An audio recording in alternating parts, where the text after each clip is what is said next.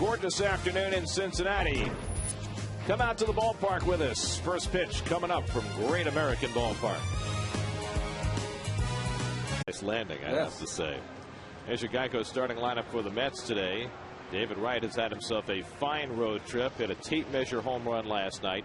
Day off for Jeff Francoeur after a couple of plunkings on the elbow and a knee into the wall in Philadelphia. So he'll get a couple of days to rest with the off day tomorrow. And Gary Matthews Jr. will try and fight his way out of a season-long slump. Henry Blanco plays day game after a night game, as does Alex Cora, giving Barajas and Castillo a rest. I asked Jerry Manuel whether he was tempted to leave Barajas in the lineup because he's been so hot with the long ball. He said, the reports we get is if we keep him fresh, he'll be able to do that for us all year. And, you know, that's a hard thing to do, because when you have a guy hot like Barajas is, and you know you're not going to get tons and tons of offense from Blanco, you're tempted to use him. And the other thing is when you talk to Jerry, he was tempted to, with Francoeur, he wanted to give him the day off today. You asked him, are you just trying to give him some rest? He said, I've been trying to keep him out for 4 days, but he won't let me. So finally I can give him a couple days to let that elbow heal. There's Hojo. I always have fun with Hojo. Whenever the Mets score a lot of runs, I always go up to him the next day and say, hey, Hojo, you've been working with the hitters, huh? They're doing pretty good now.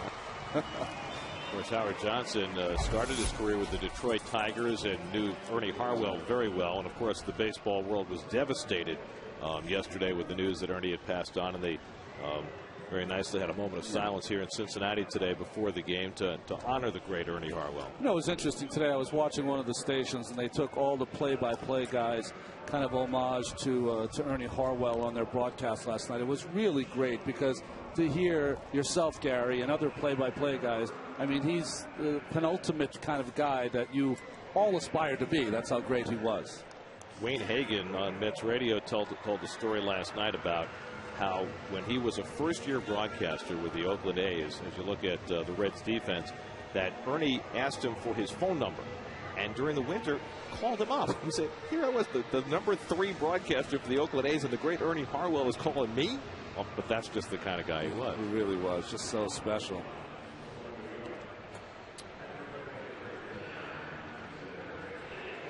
So Johnny Cueto takes the mound for the Cincinnati Reds, making his 6th start of the year, coming off his first win in his last start. Here's the young guy. When he came up with Edison Volquez and he were both in the rotation, you thought he was going to take off. There's been some stops and stalls to his career, 20 and 25, but this kid has so much talent, so much of an upside, still trying to spin the ball. He's great fastball, great changeup, hasn't really developed that breaking ball yet. Where have we heard that before? Only about 100 times. And the funny thing about Cueto, because of the fact that his changeup is so good and the slider's still a work in progress, he's far more effective against the left-hand hitters than he is against the right-hand hitters.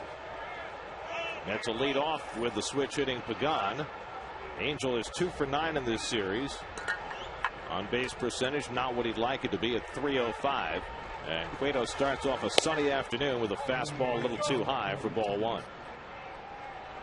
It'll be Pagan, Cora, and Reyes for the Mets as they try and get off to a fast start. Mets fashioned a first-inning run last night against Bronson Arroyo, a guy they had trouble beating in past years.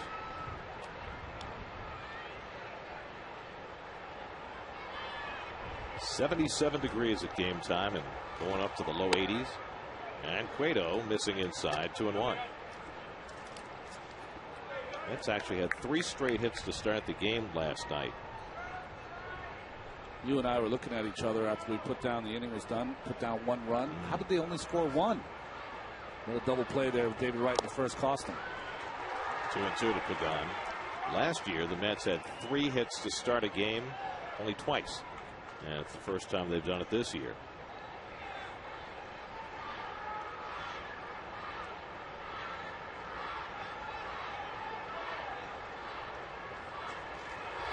And the fastball at 95 gets Pagan for the first out of the afternoon. Well, Cueto's coming out throwing smoke, 93 to 95 miles an hour, right over the top of the bat of Pagan. They've tried to get him early in games. He's been kind of fooling around, throwing too many changeups. They really have talked to Cueto about coming out and really powering through, at least the first time, through the lineup. So now Alex Cora, who has been struggling with the bat. Alex making his 11th start today. There's Brian Price, the Reds pitching coach. And obviously the message gets across. First pitch fastball for a strike to Cora. Brian Price, one of the outstanding young pitching coaches in the game. You probably remember him when he was with Bob Melvin's staff in Arizona. And in fact, when Melvin was fired, he told management he didn't think it was a great, and he offered his resignation and left the team. And that's pretty bold. Well, he was also upset that they promoted A.J. Hinch out of the front office to be the Diamondbacks manager. And Cora down on 3 fastballs, and Cueto looking dominant early in this game. Well, these fastballs are just right by the bats of these Mets hitters. When you face a guy like Cueto who's throwing 95 miles an hour at 12:35 in the afternoon, you better be ready to go. So now Reyes, who had 2 hits in each of the first 2 games of this series, including a pair of doubles and a couple of RBIs. So Jose, who says he's feeling better at the plate than he has since he came back, fouls the first pitch fastball away. And how you can tell is that it's not about hits. But, I mean, you definitely want him to get his hits and his runs and walk. It's the way he's driving the baseball now. He's had 2, one to the wall that was a double, another single to right center, just really starting to hit the ball firmly. And once he starts to do that, you know he's coming out of it. And also, I think, tracking the ball better, because as you look at his numbers batting third, Sunday against Jamie Moyer, he looked like he was a little jumpy going off against the slow offerings of Mr. Moyer. It's like facing a knuckleballer when you face Moyer. He throws under the hitting speed. You have to be really patient. You're taught as a young hitter, when you get a 2-0 pitch, expect a fastball. You never get one from Moyer. Took those good 2 changeups, though, beautifully. And the fastball fouled away, 2-2. Jason Bay hitting cleanup, waiting on deck. And Cueto made his first major league start 2 years ago. His first game, struck out 10, walked none. No rookie had ever done that before in his first start. Breaking ball in there for a call, strike 3. So Cueto gets Reyes looking, strikes out the side of the opening inning. Quite a start for Mr. Cueto. That's your starting lineup for the Cincinnati Reds today. Day off for Scott Rowland. A little surprising with the Mets throwing a left-hander today. Brandon Phillips, who has torn up the Mets over the course of his career, hitting in the cleanup spot today after batting second in the first 2 games and facing Jonathan Neese. I was really impressed with Jonathan in his last start in Philadelphia. Went into that Lions den and was just outstanding. 1 run over 7 innings. Only given up 2 runs over his last 18 innings as he's really rounding into form. There's his good numbers. 3.10 ERA, and he comes inside to Drew Stubbs, who led off the first inning of Monday night's game with a home run against Oliver Perez. 2 for 9 in this series. And he throws his first curveball in for a strike, 1-2. I was talking to some people from Cincinnati. They say that Drew Stubbs is the fastest player they've had here in Cincinnati since Deion Sanders. Pretty heady stuff. And Neese strikes him out with a good fastball. So Neese fans the first man to face him. There have been 4 batters in this game, and they've all struck out. Obviously, the hitters thought the game started at 105 today. 12:35, boys. Jonathan Neese, who grew up about 3 hours north of here in Defiance, Ohio, not too far from Toledo, but he's got a lot of family and friends in the house today who've made the trip down to southern Ohio. Orlando Cabrera, first fair ball of the game, and he singles up the middle. So the older guy awake early. There he is. Cabrera has a 1-out hit. Here's Alexis defense for the Mets. Bay, Pagan, Matthews Jr. gets a start, giving Frank Corson time off. Right, Reyes, Cora, and Davis. Alex Cora, of course, no errors in 8 games. And Blanco behind the plate. So here is Joey Votto, who homered in the 8th inning last night against Fernando Nieve to help the Reds come back and tie that game. His 5th home run of the year. And he goes the other way, a long run from Bay, and he's not going to get there, and it lands just foul. Fortunate for Jonathan Neese, that was almost an extra base hit and might have scored a run. Just off the end of the bat. When it left the bat, I thought it was a surefire hit, but about a foot foul. So Votto back to the plate as the Mets try to avoid the first inning long ball. Mets starting pitchers have given up a first inning home run in 3 straight games. Neese, though, has been right on top of his game. Just 1 run or less in 3 straight starts. Longest such streak by a Mets rookie since John Mayne back in '06. In fact, only 2 Met rookies have ever had longer streaks, allowing 1 run or less. Dwight Gooden had 5 straight starts in '84. Only 5? No, only 5. Next year he had more.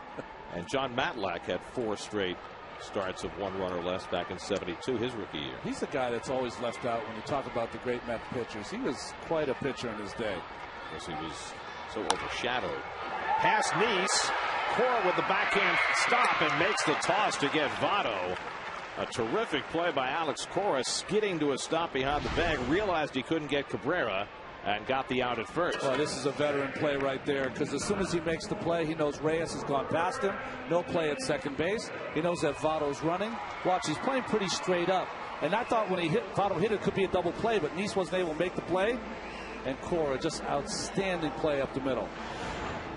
If you're a middle infielder, there's a change of direction involved there too, because if the pitcher's going to catch the ball, you've got to take your route right to the bag. There's 2 different ways to do that. If you have an extremely strong throwing arm, you can catch that and kind of throw on the run. Alex does it the nice way. Slides into it and braces himself and then makes the throw. Brandon Phillips went around in the half swing. Bill Wilkie with the call down at first. 0-1 to Phillips, who's 3 for 9 in this series. Well, Brandon Phillips didn't think he swung at that pitch, but there used to be a time, Gary, 25 years ago, on a day game, on a Wednesday, those were always a swing. Getaway day? Getaway day. 6 o'clock flight for the umpires. And Nice comes inside with the fastball, and Phillips can only wave 0-2. You know, what the cutter has done for Jonathan Nice is that it's allowed him a pitch that appears to be a ball down the middle, cuts in on the hitters, and he gets those swinging strikes, and it's allowed him to pitch inside the right-handers. Tapper to the right side. Slow cover by Nice. Can he get there? No. Phillips is safe. Well, Nice just didn't get off the mound in time, and Phillips was able to beat it for an infield hit. Well, just a mistake there by Jonathan. Nice play by Ike Davis. Good toss, but Phillips here just beats it. Nice call by the first baseman. Watch Jonathan. He loses it right there. You know what? Honestly, he broke pretty good. I got to take that back. He broke as soon as he recognized the play. It's just that Phillips beat him. So much tougher for a left-hander. Yeah. You follow through to the third base side. As soon as you recognize it, you got 4 or 5 more feet to go than a right-hander would have. So 1st and 3rd and 2 out. The inning continues for Jay Bruce. Bruce took an offer in the game last night and takes the cutter for a strike.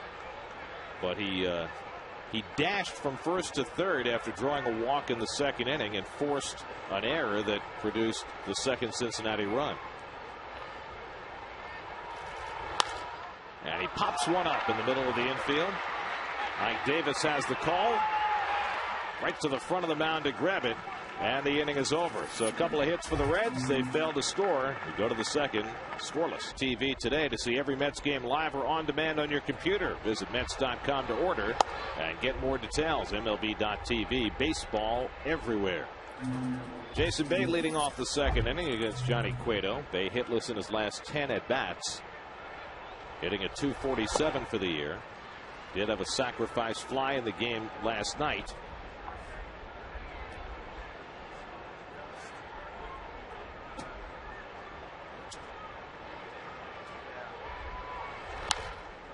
And Cueto gets ahead of him 1-2. It'll be Bay, then Wright and Davis for the Mets in the top of the 2nd.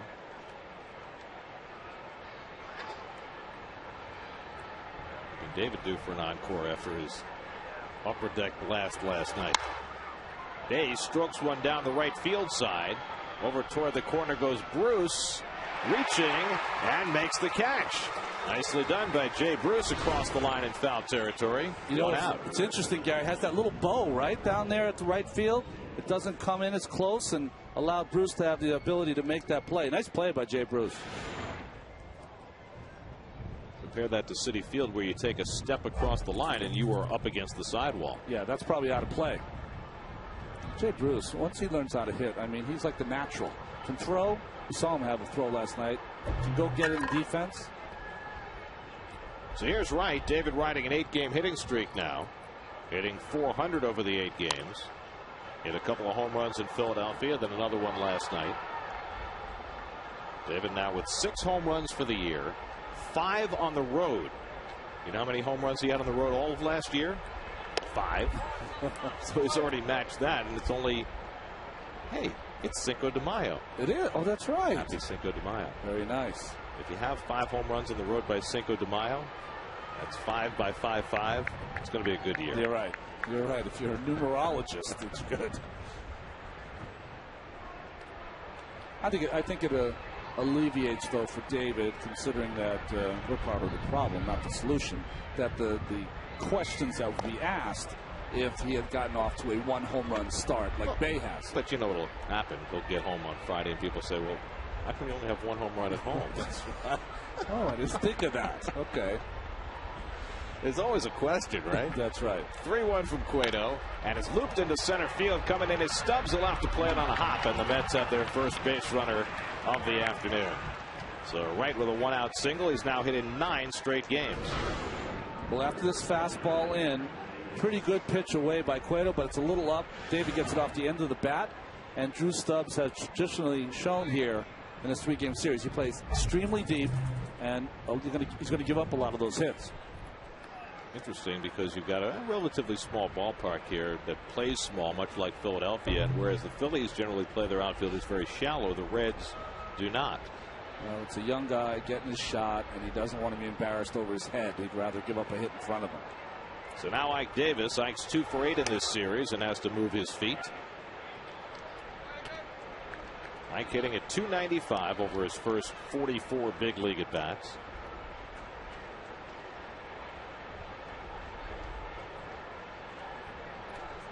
Well, if Ike wasn't awake, I think he's awake now after that ball inside.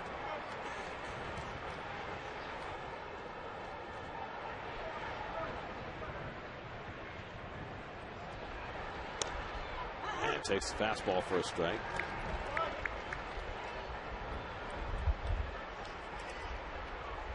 See, Ike, he's asking for time here for the umpire because Johnny Cueto quick pitched him there.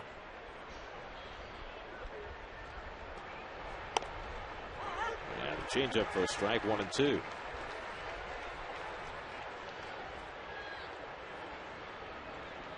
Gary Matthews Jr. getting the start in right field today, hitting 7th in the order.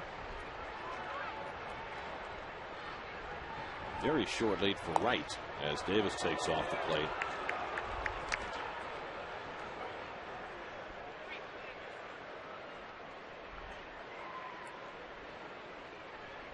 I don't think I've ever seen David take a shorter lead against a right-hander, so he obviously is wary of Cueto's move. Look at that. Just missed with the changeup, and it's 3-2. So a couple of close pitches going Ike's way. And a full count to Davis.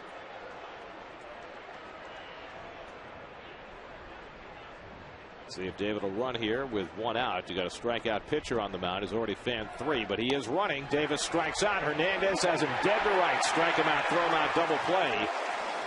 That ends the inning. 4th strikeout for Cueto. 2-6 on the caught stealing. To the bottom of the 2nd, no score. Just a few hundred feet behind the ballpark. Johnny Gomes pops the first pitch and foul ground, and Ike Davis gets over to grab it. 1 pitch and 1 retired for Jonathan Neese in the 2nd. It was pretty funny watching Johnny Gomes. He was in the box, got jammed. Ike caught the ball, and he was still in the box like a petulant child. It's not my time up yet, is it? Go sit down. Things move much slower in day games. It's unbelievable. Here's Ramon Hernandez, 1 for 4 in this series. That was a very strange finish to the top of the 2nd inning. David Wright had the smallest lead you can possibly have. A strikeout pitcher on the mound. Gary decides to send him on 3-2, and David's out by 40 feet. Yeah, it was one that he was sent was strange, only because of the strikeout pitcher in the start that Cueto has, but that David had such no intent really to steal the base. He was hoping Davis made contact, which he did not.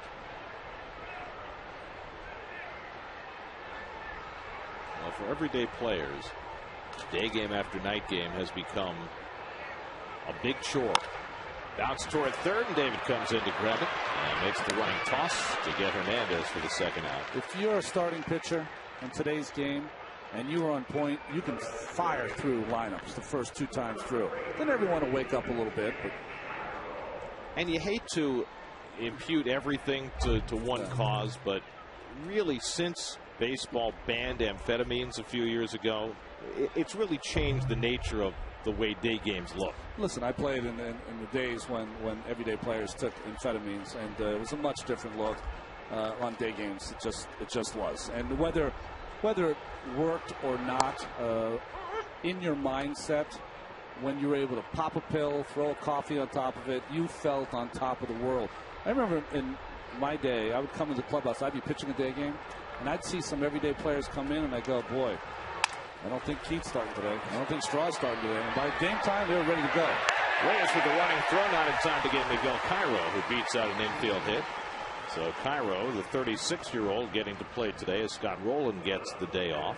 Well, that's why you saw Cairo with that base hit, is that you want to try to get your guys that are on the bench some at-bats on these days, as Jonathan Lee's not able to come up with that play. A nice play by Reyes, just a little late. Cairo can still run. I think it's very important for a manager on these day games to try to get his bench in. And he's trying to do it with Cora at second. Matthews, he's just trying to get jump-started somehow, some way. And the person left out of the mix is Catalinato, who's struggling also, who needs some at-bats. There's the pitcher, Cueto, who is 1 for 7 on the season. So that infield hit by Cairo, turning the lineup over and clearing the pitching spot. Cueto is 9 for 98 in his major league career.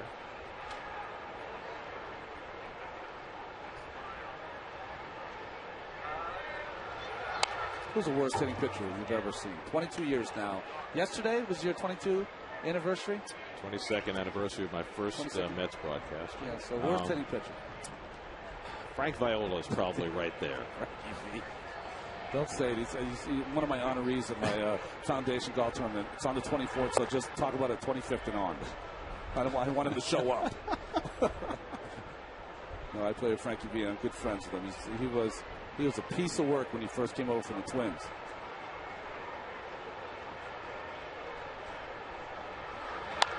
When I first saw him take batting practice, the sound he made hitting the ball was like he had a rolled up Sporting News. I mean, it was like a splat. There was no crack of the bat. The splat of the bat. Very nice. Drew Stubbs hoping for a turn on deck. Neese trying to dispose of Cueto. 2-2. And a little dribbler. That'll go foul.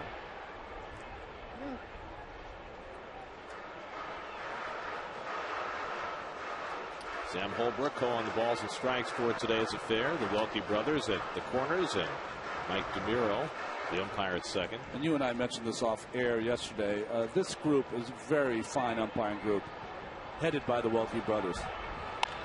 Little flare into left field, and Cueto has a base hit.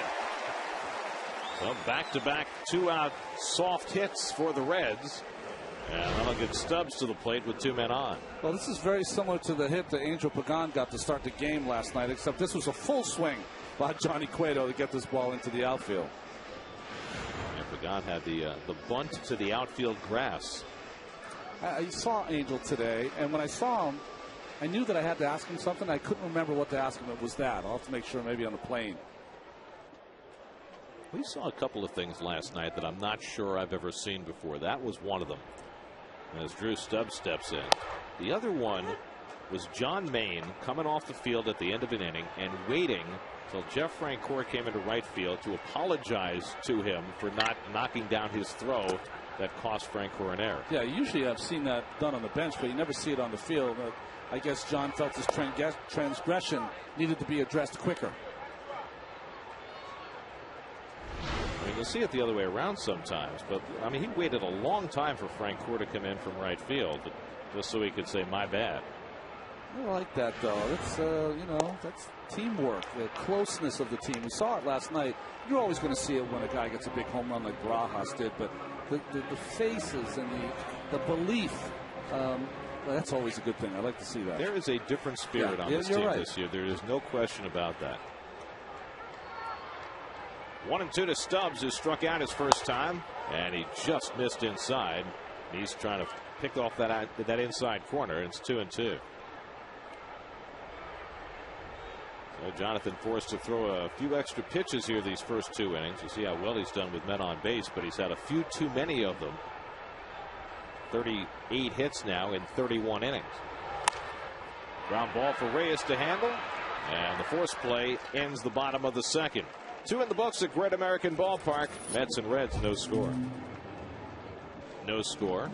And when this half inning is over, we will be joined by Jerry Manuel live from the Mets dugout.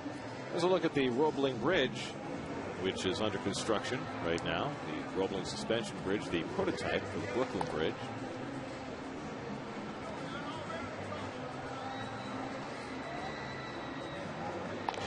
Get all the inside info as the Mets gear up for their series against the Giants, plus up-to-the-minute news and exclusive behind-the-scenes video on Mets Blog presented by Verizon, featured on SNY.TV, your online home of all things New York sports. That is Kentucky across the river. Covington. Little Covington, little Newport. That's where David Justice grew up. Oh, did he? Right across the river in Kentucky. Gary Matthews Jr. trying to get off the schneid. 0 for his last 15. And 3 for his last 35. Chance to get himself 4 at bats today and find a couple of hits against Johnny Cueto, who misses outside for ball 1. Well, I think what happens is when you get in a little funk that Gary has gotten into. Last night made an out on the first pitch, pinch hitting. So you start to force it. Well, gets a break there. I thought he might have swung. Gets a call from one of the Welke brothers and got a 2-0 count against a tough pitcher in Cueto. Gary pinch hit in each of the first 2 games of this series. And Cueto missing badly again. That's 3-0. It'll be Matthews, then Henry Blanco, and Jonathan Neese to bat for the Mets here in the 3rd.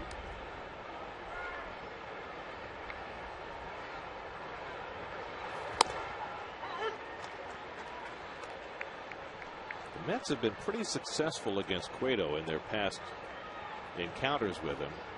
3 career starts for Cueto against the Mets. 0-2 with an ERA over 9. And Matthews rips a base hit into right field. So Gary Matthews Jr. snaps an 0 for 15 with a leadoff single, the Mets' second hit of the day. Got himself into a hitter's count. 3-1 fastball up and in. A nice job by Gary getting on top of that baseball. So now Henry Blanco comes to bat.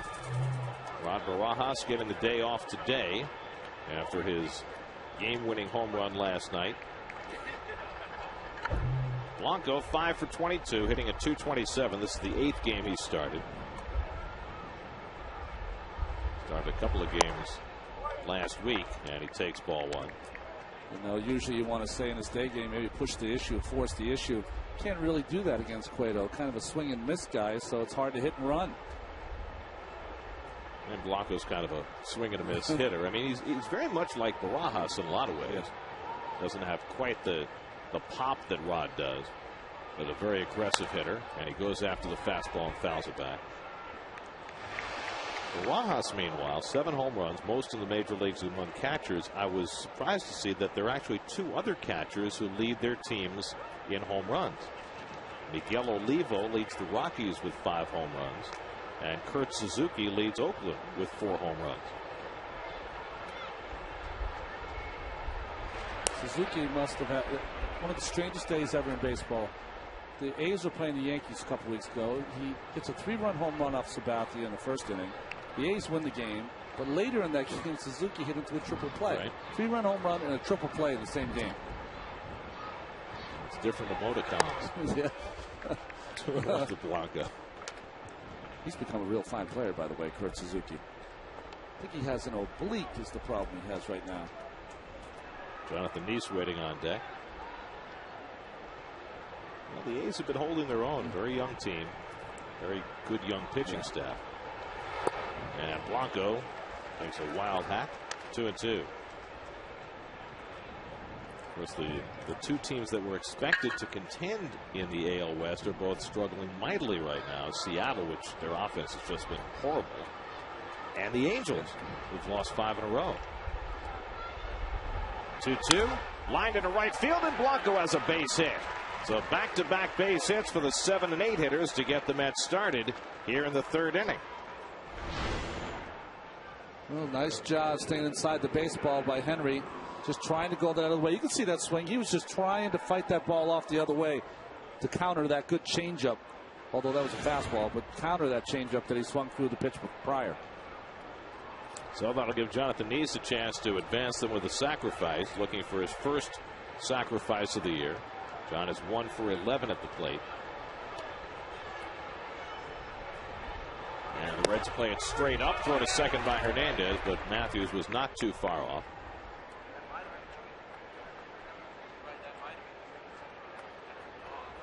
Everyone in the ballpark knows you don't have to disguise it. Just get that bat out now, get that angle ready, and just push that ball to Cairo at third base.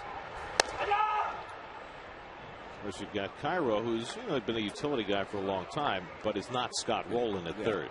So you don't expect him to do anything but throw the ball to first base. I mean, to me, when you're bunting in this situation, and if I failed in this situation, of course, but this is a game changer. This would get you a little bit of a lead.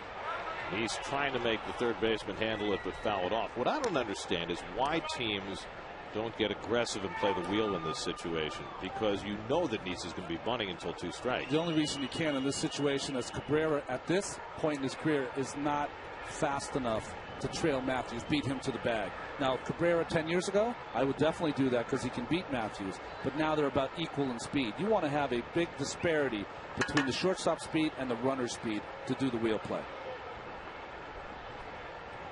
Now it's 1-2, and he's still bunting and gets a beauty down. He might beat this out. Cueto with the toss, and just in time to get Neese. Perfectly executed by John Neese. 1-4, moving the runners to second and third. Nice job by Jonathan. See when he's got that bat out in fair territory, drops the head of the bat. You don't want to do that, but he caught it off the end of the bat, which deadened the baseball, and that's what made it such a tough play for Cueto.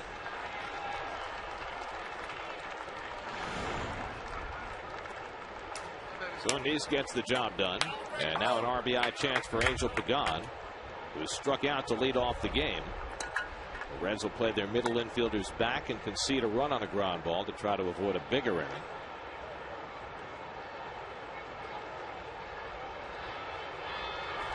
And Angel takes the fastball high.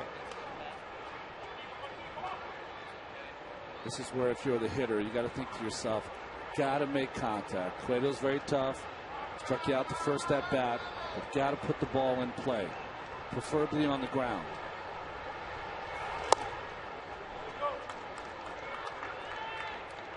Two 2-0 to Pagan. Don't forget, when this half inning is over, we'll be joined by Jerry Manuel. That means no commercial break, Very nice. So if you're planning to go to the kitchen for a snack, I want to wait till the next inning break. Not that we're encouraging you to miss announcements from our fine sponsors.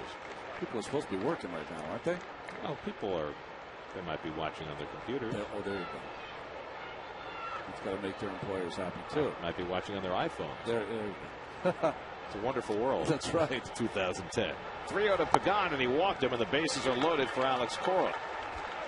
So Cueto issues his first walk of the afternoon. Ryan Price, the pitching coach, is going to come out for a visit before he takes on Cora with the bases loaded and 1 out. This really has been Johnny Cueto's problem. It's just that he's got just such fine pitches, but when he gets some runners on base, it's almost the opposite of what has happened to Jonathan Neese this year. Jonathan Neese has been able to kind of plow through those innings when he has people on base. Johnny Cueto starts to kind of pick and start to aim the ball, and he gets behind hitters. Cueto pitched 5 innings against the Cardinals in St. Louis on Friday to get his first win of the year, a 3-2 victory. But the Mets threatening here in the third with Matthews at third, Blanco at second, and Pagan at first. You see the career numbers for Cueto. 11 wins last year, second on the Reds behind Bronson Arroyo. Now in his third full season at age 24.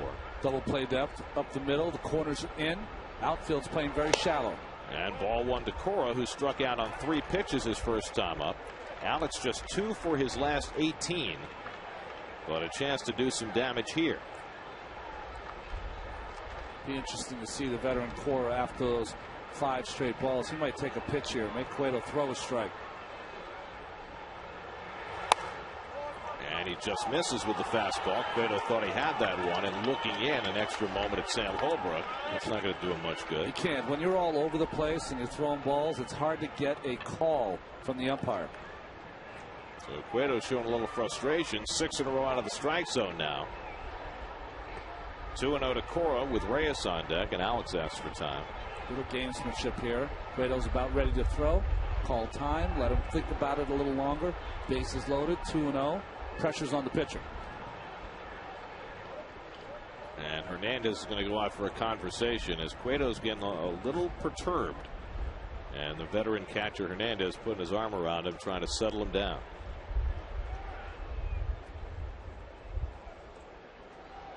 Dusty Baker loves having Ramon Hernandez as his #1 catcher. He's been giving Ryan Hanigan more time because Hanigan has hit better, but you can't, as the Mets have found this year, you can't replace the value of a guy like a Ramon Hernandez, much like Barajas and Blanco.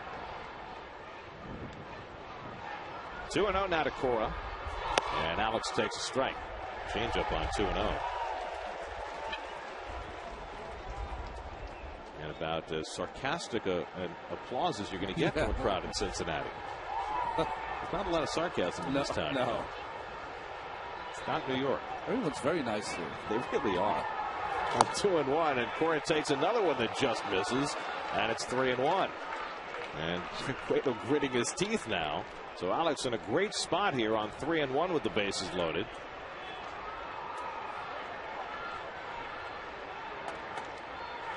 And he drills one foul deep down the right field side. 3-2.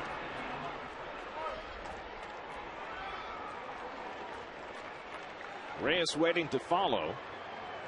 Cora trying to get the Mets a lead with the bases loaded and 1 out in the 3rd. 3-2. Too high, ball 4, and the Mets have the first run of the game as Matthews trots in to score on the bases loaded walk to Alex Cora. 1-0 New York.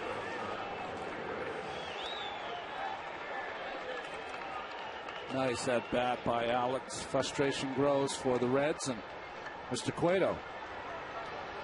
Well, Brian Price has already made his visit, but since he visited, things have gotten a little dicier for Cueto in terms of his emotions. Now, after back-to-back walks, Reyes stands in, and Jose takes a changeup for ball 1.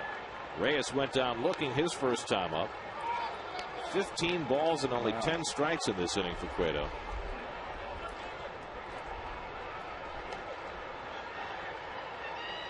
You got Blanco at 3rd.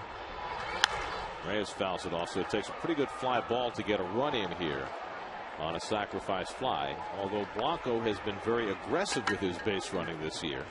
He's already stolen a base, gone 1st to 3rd on a hit up the middle. Jason Bay on deck. He's got some fresh legs. Just not great legs. Yeah, that's on the outside corner. Same pitch that struck out Reyes' first time up. 1-2 to Jose. 2 career grand slams for Reyes, including his first major league home run, which was a grand slam in Anaheim. Gary, look at Votto over here at first base, way off the line, especially with a changeup pitcher. That opens up that whole line for Jose Reyes, who hits a lot of balls down that line. That's a 3-run triple waiting to happen.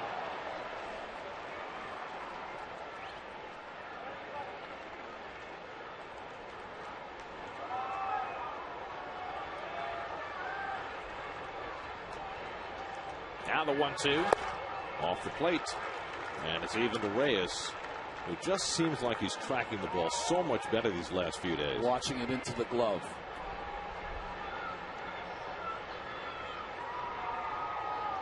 Four hits and 10 at-bats in this series.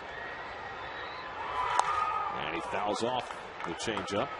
Still 2-2. Blanco is at 3rd, Pagan at 2nd, and Cora at 1st. The Mets with a run home here in the 3rd and looking for a whole lot more with Reyes up and Bay on deck. Cueto struck out the side in the first, worked to the minimum in the second, but base hits by the 7 and 8 hitters set the table here in the third, and Cueto has had trouble. 2-2 to Reyes, and he hits one in the air, not very deep in right field. In comes Bruce. Blanco goes back to tag. Bruce has it, but Blanco's not going to try. That's the second out.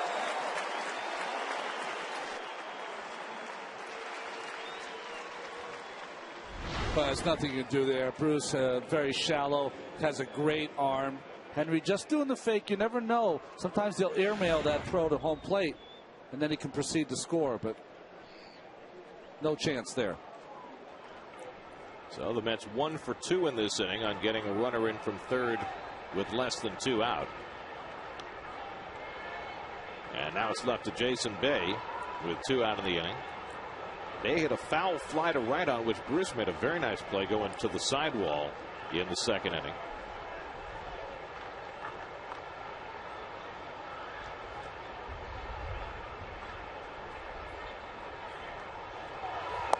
And a fastball misses for ball 1.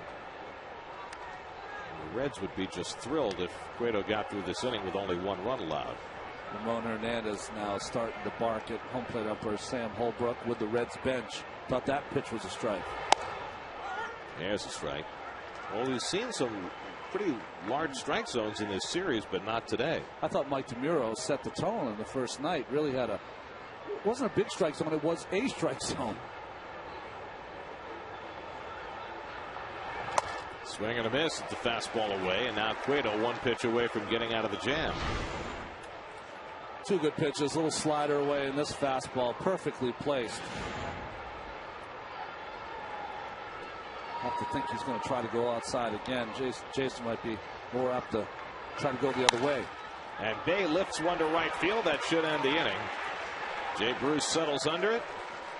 And the Mets will settle for just the 1 run in the third inning on the bases loaded walk to Alex Cora.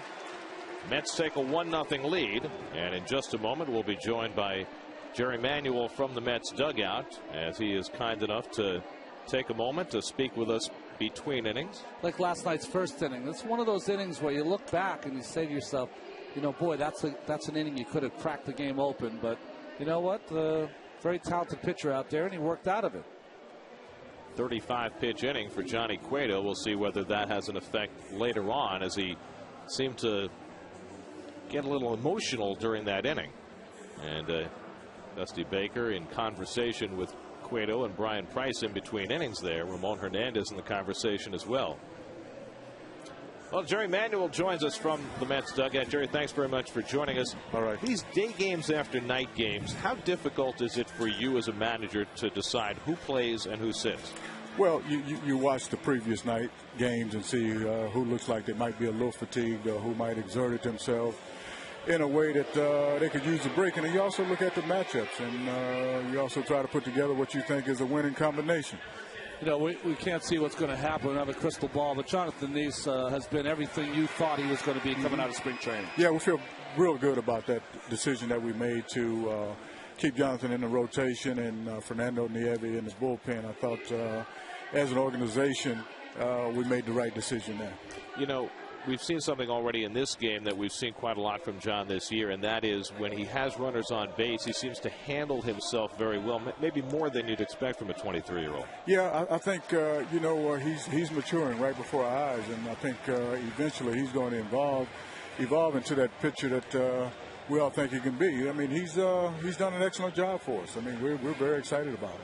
Jerry, Jose wasn't able to get the run in, but he must like the way, that he's putting the bat on the ball and hitting it with some power, and also the way he's taking some pitches out of the strike zone. Yeah, very, very close pitches he's taking, and he's fighting constantly up there. That's a good sign for us. I mean, he'll eventually get real hot here for us, and hopefully he'll get hot with his man out there on scoring position. Jerry, thanks so much for taking a few moments. All right, guys. Thanks, Jerry. Jerry Manuel live from the Mets dugout. We thank him for that. As Orlando Cabrera leads off in the bottom of the third against Neeson, pulls one sharply down to right, who makes the stab and throws him out, one away.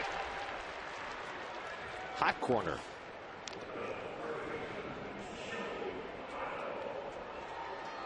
This was after the top of the inning. And there was some heated conversation going on in the Reds dugout, mostly from Brian Price, the pitching coach. Wow, very interesting right there, because I think with Dusty, he's saying well, we don't know what he's saying, but the tempo of Cueto when he gets in trouble slows down to a crawl. And when he was pitching well in that first inning, you saw it. He'd get the ball and throw it, get the ball and throw it. And that's what they want them to do. And maybe Price is talking to Hernandez. You know, he made 3 visits during that inning. That's too many visits for a catcher to make at this point in Cueto's career. He should be able to make adjustments himself. Votto gets jammed and fouls it off. I like it, though. I like that confrontation. That means you care and you want it to be right. And you think with Hernandez, the veteran catcher, he would know how to handle Cueto. But I think they're trying to make Johnny kind of grow up this season. And the curveball just stays inside. 1-2 to Votto, who was robbed of a base hit on a sliding play by Alex Cora, his first time up.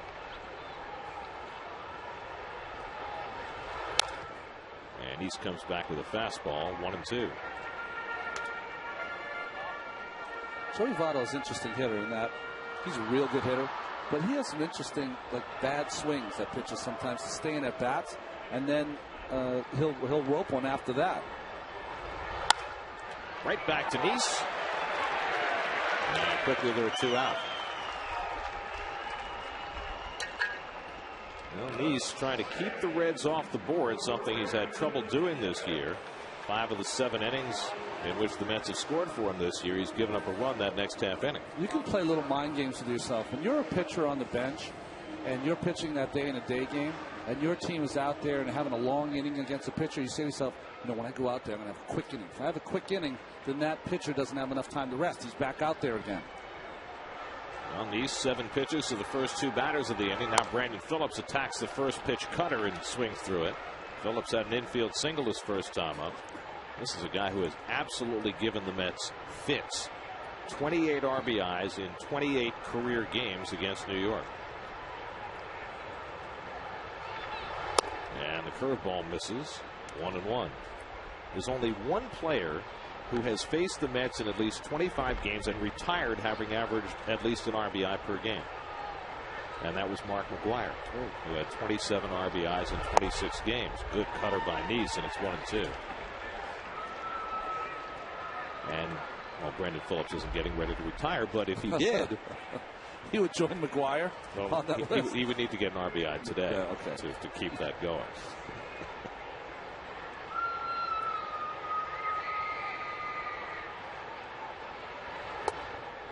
2-2 now to Phillips. Well, he threw 2 great cutters and made him look bad. Made him look bad the first at bat with that cutter as well. But that was a setup pitch. That was an outside fastball to try to catch part of the plate. If he doesn't, he'll come back with a cutter inside. And he does, and just missed with it. 3-2. I mean, Phillips got a hit against him the first time up, and look at that great strike to ball ratio. But he was just completely messed up by Nice and rolled one to the right side. Pulls this one to shortstop, and Reyes waits on it and throws out the jogging Phillips. 1-2-3 go the Reds in the bottom of the 3rd. 3 in the books in Cincinnati, 1-0 New York. John Nice after today's Mets-Reds series finale as they take on all the top New York sports stories of the day on the next Loudmouths, presented by Geico, weekdays at 6 p.m. only on SNY. David Wright leads off in the top of the 4th and takes a high fastball from Johnny Cueto. David singled off the end of the bat into center field in the 2nd inning, extending his hitting streak to 9 games. It'll be Wright, then Davis and Matthews for the Mets in the 4th. That's got a run on a bases loaded walk to Alex Cora in the 3rd. Left the bases full when Reyes and Bay both flied out. And the slider from Cueto misses. 2-1. Mets have had 3 hits. The Reds have had 4.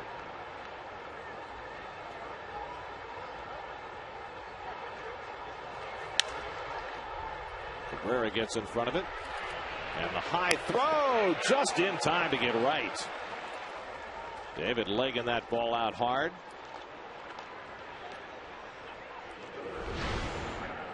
You know, Cabrera goes to his right and the ball stays down, which doesn't allow him really to get too much on this throw.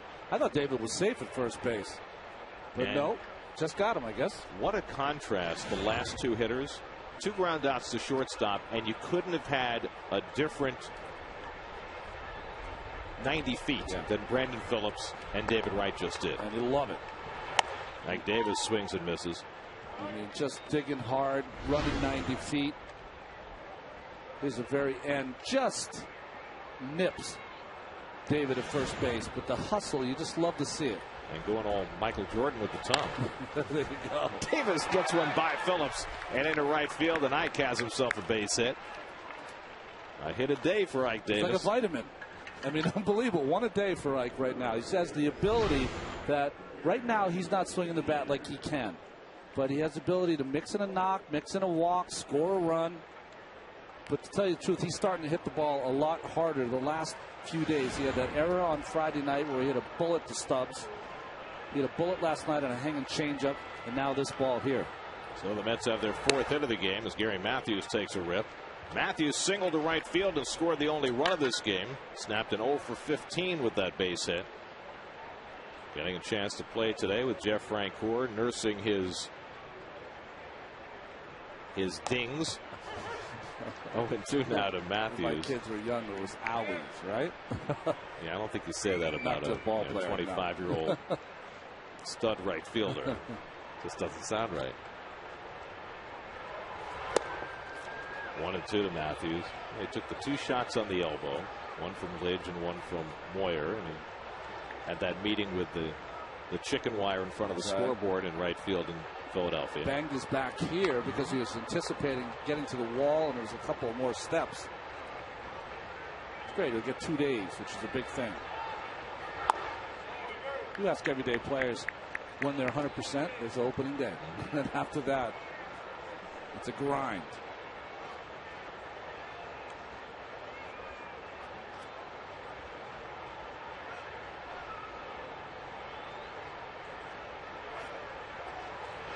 Do you think Frenchie has stopped talking since the game began? Yeah, I was just thinking that they used to have, when Jose Reyes would occasionally get a day off, all the guys on the bench would clear out because he would be up and down that bench talking to everyone. Well, now they have Frenchie. Good thing John Main's a good listen. Might have his iPod in. 3-2. Breaking ball strikes out Matthews, and that is strikeout number 5 for Johnny Cueto. 2 out in the inning. Boy, that's a good slider. Late breaker, almost like a cutter from Johnny Cueto. Really torques that body when he releases the baseball. Ends up with his back to the plate, kind of like Frankie Rodriguez. Here's Blanco stroking one out to shortstop, and Cabrera makes the flip to end the inning. So a hit and 1 left. Middle of the 4th now in Cincinnati. 1-0 New York. And the Mets lead the Reds 1-0 as this is the 20th anniversary of the Reds championship team in 1990. They're celebrating that all year here. I got a chance to talk to Reds coach Billy Hatcher about that experience. He had a tremendous postseason. One point in the World Series, he had 7 straight hits. And, of course, all Met fans know Billy Hatcher from the NLCS in '86, which I'll get to a little bit later. But, you know, talking about that 90 team, he stressed how important the manager was. He couldn't cite enough Lou Piniella and his importance in that. And he said, you know, all the talk was that you're going in the World Series, the A's, the A's, the A's. But we actually thought the Pirates, who they defeated in the NLCS, were the best team in baseball. As a matter of fact, after they beat the Pirates that year, and they had a great team. Dre Bag and Zane Smith and Bonds and Bonilla. Piniella came in to the clubhouse and said, guys, we just beat the best team in baseball. Now we're going to beat the A's. That was how confident they were. It's going to start off for a base hit here by Jay Bruce off Jonathan Neese. So the Reds off and running here in the 4th inning. And I asked him the other influence of Piniella, and he said, well, look, I'll give you an example. That year we started off, we won 9 games in a row early. The first game we lost, Piniella went crazy. He was so ticked off, it was unbelievable. He made you mad at him in hopes that you would take it out on the ball. And he said, here, example is Dusty Baker. He likes to build guys up. He likes to really build them up, get behind them mentally. He's like, a manager, you need a good communicator, and you need someone that knows the game. He couldn't stress enough the importance of the manager, guys. I think that's interesting, even, you know, how the game has changed. He feels it's that important today. Back to you. Well, of course, every manager has his own style, and Lou in those years was known as a really fiery customer. And he's mellowed over the last 20 years. Completely. He managed like he played in those early days. Hair on fire. Yes. Up the middle off the bat of Gomes, and he has a base hit. And so the Reds have the table set here in the fourth with back-to-back hits by Bruce and Gomes to start the inning. Well, Kevin, for your Met fans out there, Billy Hatcher played left field in that team. Eric Davis was the center fielder. Paul O'Neill played right field. Then you had Chris Sabo, remember, at third base. Buzz McKenzie. Barry Larkin at shortstop. Second base, Mariano Duncan, who's the coach for the Los Angeles Dodgers. And Jose Rio was the MVP of that series in 1990. So really talented team. Todd Benzinger, I think, played a lot of first base. And Joe Oliver was the catcher. Oliver had the big hit in that World Series against the A's that year. So here's Ramon Hernandez. Nice with a jam to pitch himself out of. Gave up 2 hits in the first inning, 2 hits in the second inning, but this time 2 hits to the first 2 hitters in the fourth. So Nice, who has been rock solid with runners in scoring position, with a little tougher jam this time. Hernandez grounded out to third his first time up. The number 8 hitter Cairo on deck. Nice was ready to pitch, but time had been called. How focused was he that he didn't even realize that time had been asked for and granted? Well, he was looking at the runner at second base, ready to go, and in between that time, Hernandez had called time and granted by Mr. Holbrook, the home plate umpire. Good double play man, though, here. Maybe triple play. Not very far away from Blanco. You get a ground ball right to the bag at third. I can say I pitched a lot of innings in baseball. I never wished for a triple play. Really? I mean, I should have wanted one. Well, see, most triple plays are on hard hit balls. But the only way you can really get a triple play is if David was playing in and even with the bag, because he'd have to have one right at him, touch the base, and then fire it all the way around. It's a little too far off the bag. Grounded toward the hole. Reyes can't flag it down. Bruce to third, being waved home. Here comes the throw by Bay. It's offline, and the Reds have tied the game. Ramon Hernandez with an RBI single, and it's a 1-1 game. Well, nice hitting by Ramon, but I think that if you're Jonathan Nice, you got to remind yourself, oh, he left that pitch a little up in the strike zone. That's why he was able to center it and get that ball past Reyes. But, you know, that's ground ball. I mean, he could have got out of the inning. He's got to think that way.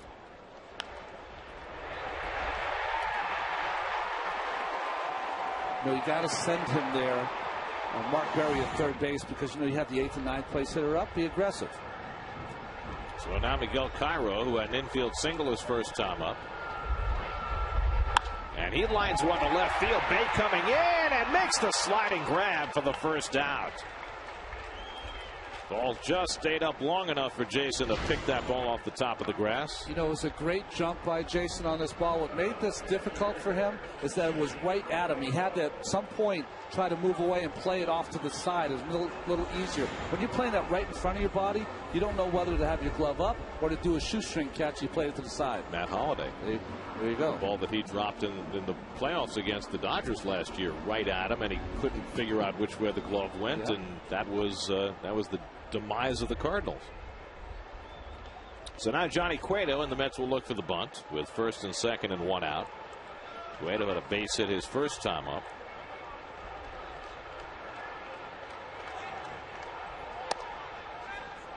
Now this would be a great opportunity if the Mets wanted to put the wheel on. But they usually don't do it with 1 out because you just want to take an out, get the 2 outs, and try to get the next hitter out.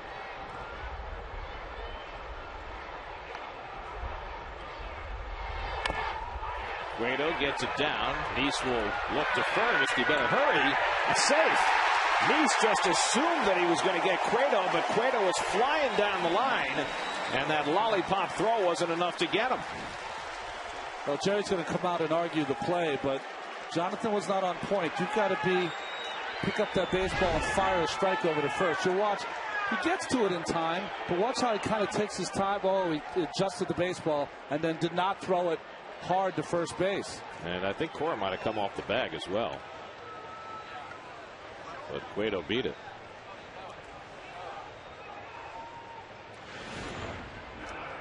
So it's a bunt single for Cueto.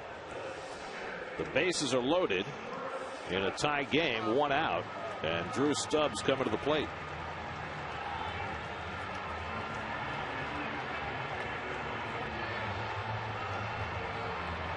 Gomes, Hernandez, and Cueto, the base runners. No Jacker. Not today. According to you, not ever. That's right. Now the second baseman and shortstop, Corey and Reyes, have to shorten up a little bit from regular double play depth because Stubbs is so fast home to first. And he takes the fastball inside. Be a very tough man to double up.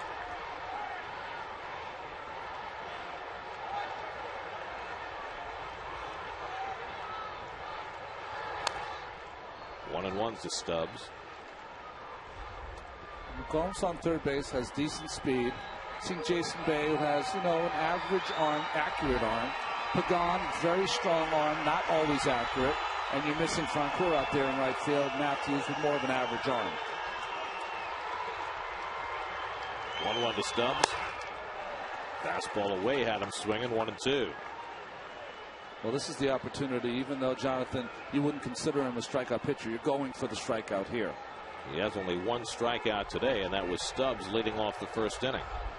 Now he's ahead of him 1-2 with the bases loaded. Just got a piece to stay in the at-bat. Just chase the pitch upstairs 2 pitches ago. That's someplace where I'd go. Way out of the strike zone, up on Stubbs.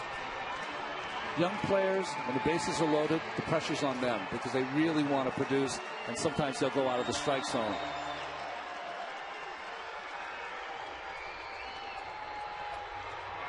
Now the 1-2. Inside with a fastball, 2-2.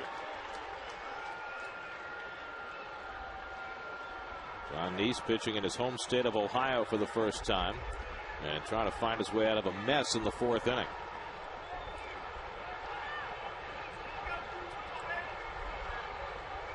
Two to Stubbs. Curveball misses, ball 3. That's a pitch he has not thrown very much today. Trying to break one off in a big spot and couldn't do it.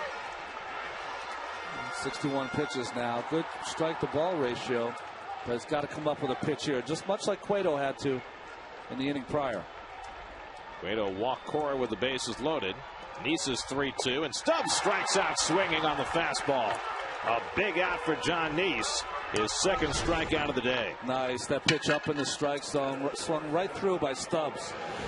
Big strikeout by Jonathan Neese, who has proven so far this season that he can pitch with people on base. So now one more big out for him to get here in the 4th inning with Orlando Cabrera, who has singled to center and then hit a shot to third that David Wright handled his last time up. Have to watch out for Cabrera here. He's going to look for a fastball in, that cutter in. Might open up a little bit, try to swing at that first pitch. And he takes a changeup for a strike. Good pitch. Let's see what Cabrera's done in lifetime with the bases loaded. He's been the Reds' best hitter this year against left-handed pitching.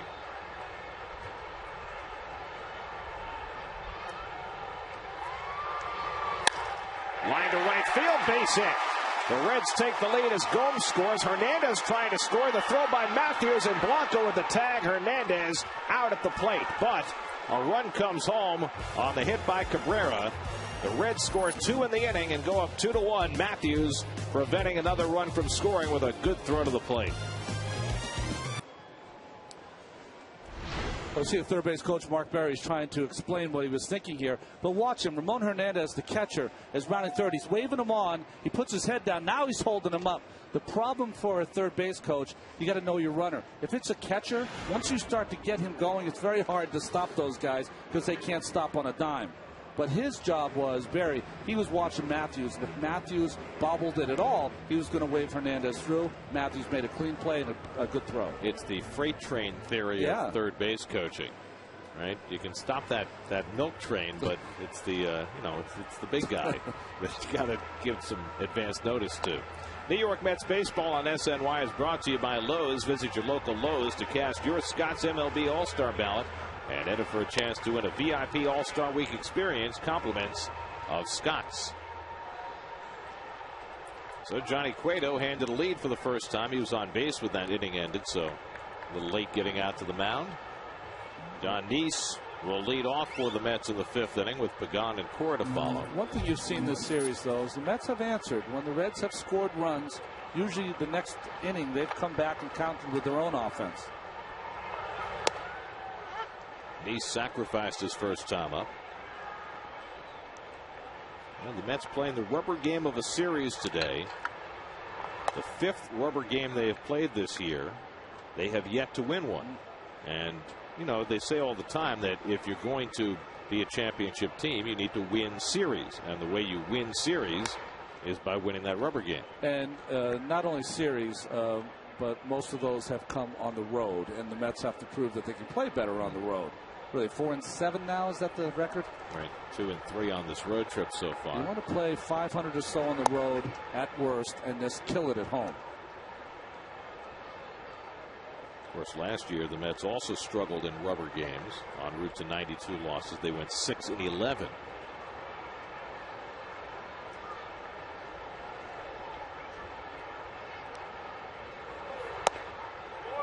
East got all tied up, but somehow stopped the swing, and it's 3-2. You want to become the Mets do, like the Red Sox are at Fenway Park. Little cutter in, but he kept that bat back. Last year, the Red Sox 57-24 at Fenway, about 500 on the road. East toward left center. Stubbs gets over and makes the running grab. One away. John hit that ball solidly. He did.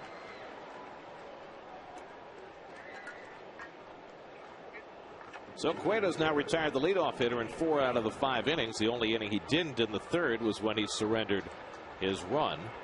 See the Mets record at home so far. They've got 6 games at home starting on Friday night, 3 with the Giants and 3 with the Nats. By the way, Mike Pelfrey will open the series Friday night. Pelfrey threw his quote-unquote touch and field session before the game today. It was funny, he was asked by the reporters who were all waiting for Mike to finish his touch and field session for a quote for him to put in to discuss his next start. He goes, I think I'll make it. That was funny.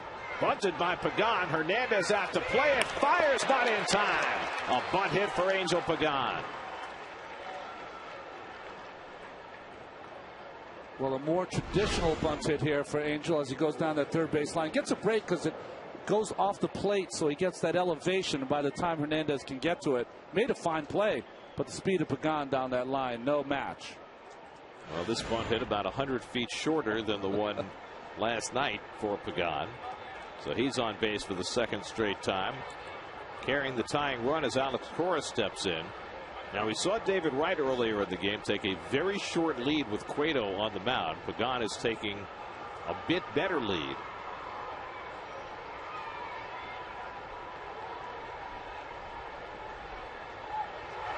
And Cora takes a strike. You know, the maturation of Pagan, though, with Scott Rowland in the game last night, he had the bunt towards first base. He got a little lucky break, so went to the outfield.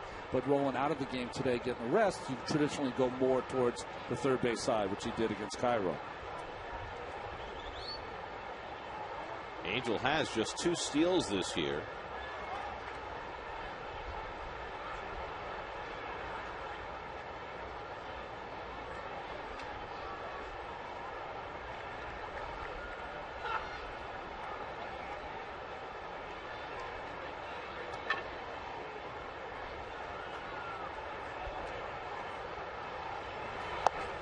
And a good slider to Cora. 0-2.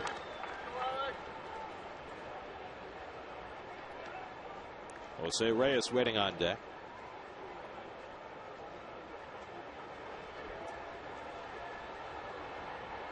Votto holding against Pagan. And Cora goes the other way to the left field line. That's a base hit. Pagan turns second. He's trying for third. The throw by Gomes is cut off. Into second goes Cora. And the Mets have 2 in scoring position with 1 out. Aggressive base running by the Mets. Well, this is just beautiful. 0-2 pitch, fights it off and gets himself a base hit. Usually don't see a runner go first to third on a ball down the line, but Pagan pushes the envelope even though they're down a run. Great speed. And Alex, when he turned first base, he makes the read. As soon as he sees the throw from Gomes go to third, hustles on to second base. Beautiful baseball. And the Mets just blew out another belt. This equipment malfunction continues. This is at least the 6th belt that the Mets have busted in the course of a game over the last 2 weeks. Charlie told Keith the other day he's planning to order new belts. Oh, he is. Keith was all over him. That's right. Believe they scored that a single for Cora, second on the throw. That at least it should be the score. That's the right call. So now a chance for Reyes, who came up with the bases loaded and one out of the third and hit a shallow fly ball to right that didn't get the run in. Now with the infield playing back, Reyes takes ball one from Cueto. So the Mets, as Ronnie mentioned, have done a good job of responding after the opposition has scored, trying to do it again here. After the Reds grabbed the lead in the last half inning.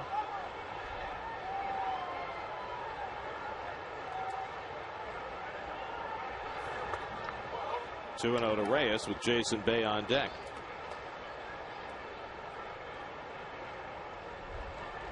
That's 0 for 2 today with runners in scoring position. Those numbers have come up significantly since the first 2 weeks of the season.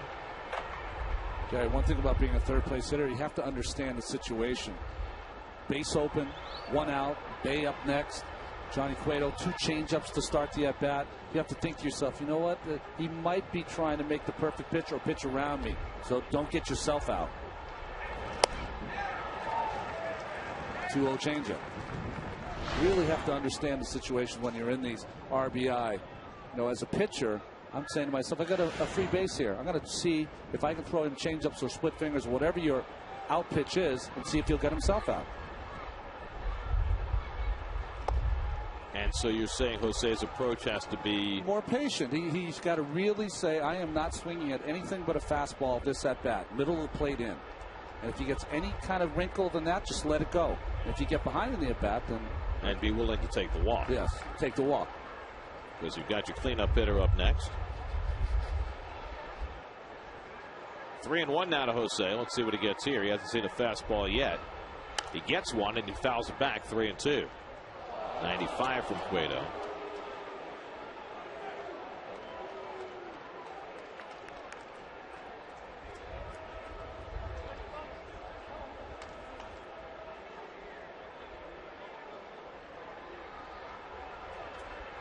Now on 3-2, Reyes bounces one to the shortstop. That'll get the tying run in. Cabrera throws out Reyes, but Pagan comes in to score, and the Mets have gotten back even at 2-2. Reyes drives in his 9th run of the year. Boy, just a nice little inning there by the Mets. Pagan with the hustle to get to third base. Jose Reyes, 2 strikes on him, fights off a tough pitch and grounds out. He gets himself an RBI. So now 2 out of the inning and the go-ahead run at third.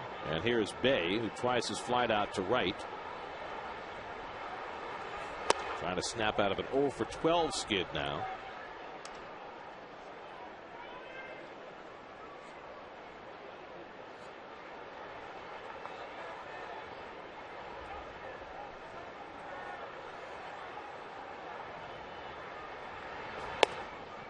And takes a strike, 1-1.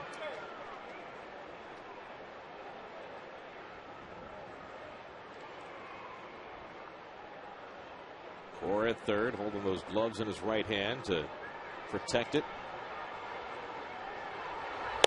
And a big rip at the fastball, 1-2 to Bay. Well, this is the pitch when Jason is struggling that will get him. The ball that is a fastball out of the strike zone, up especially.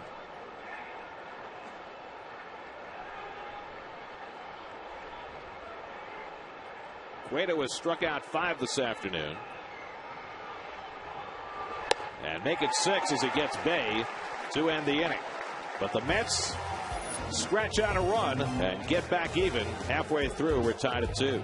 In Cincinnati, the Mets and Reds in a 2-2 tie as we start the bottom of the 5th. Joey Votto leads off against John Neese.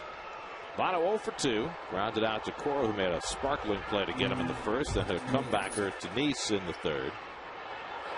And the curveball misses inside. 1-1. It'll be Votto, then Brandon Phillips and Jay Bruce for the Reds here in the 5th. There have been 15 hits in this game in 4.5 innings. We still have not heard from the official scorer whether they're calling Cora's hit a single or a double, but If it's a single, that means all 15 hits would have been singled. We had 5 home runs in last night's ball game. 5 home runs. And this is a great home run hitter's park. Votto fouls one off, 3-2.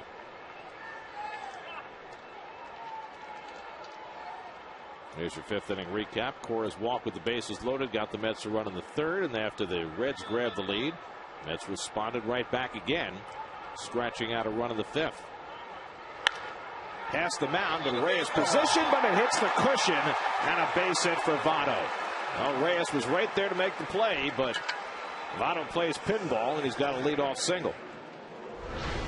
Well, nothing you can do about this. That's about the 4th ball, though. 3 of them have gone past Jonathan Neese through the box. That one hit in the bag. No chance for Reyes to play. Nice hustle by Alex Cora to get to this baseball, or it would have been a double.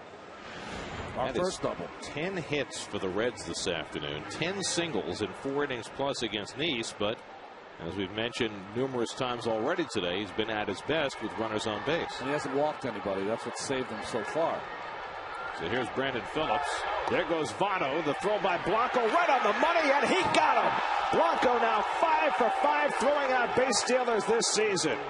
A perfect throw gets Votto for the first out. Votto had a big jump. The pitch was a little cutter inside. Tough to throw over Phillips' head.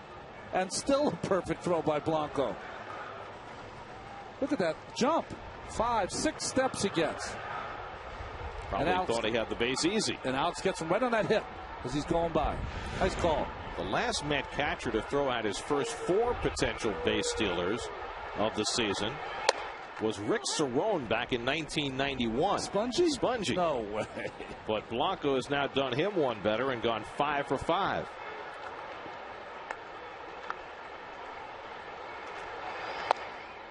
Two and 1 to Phillips.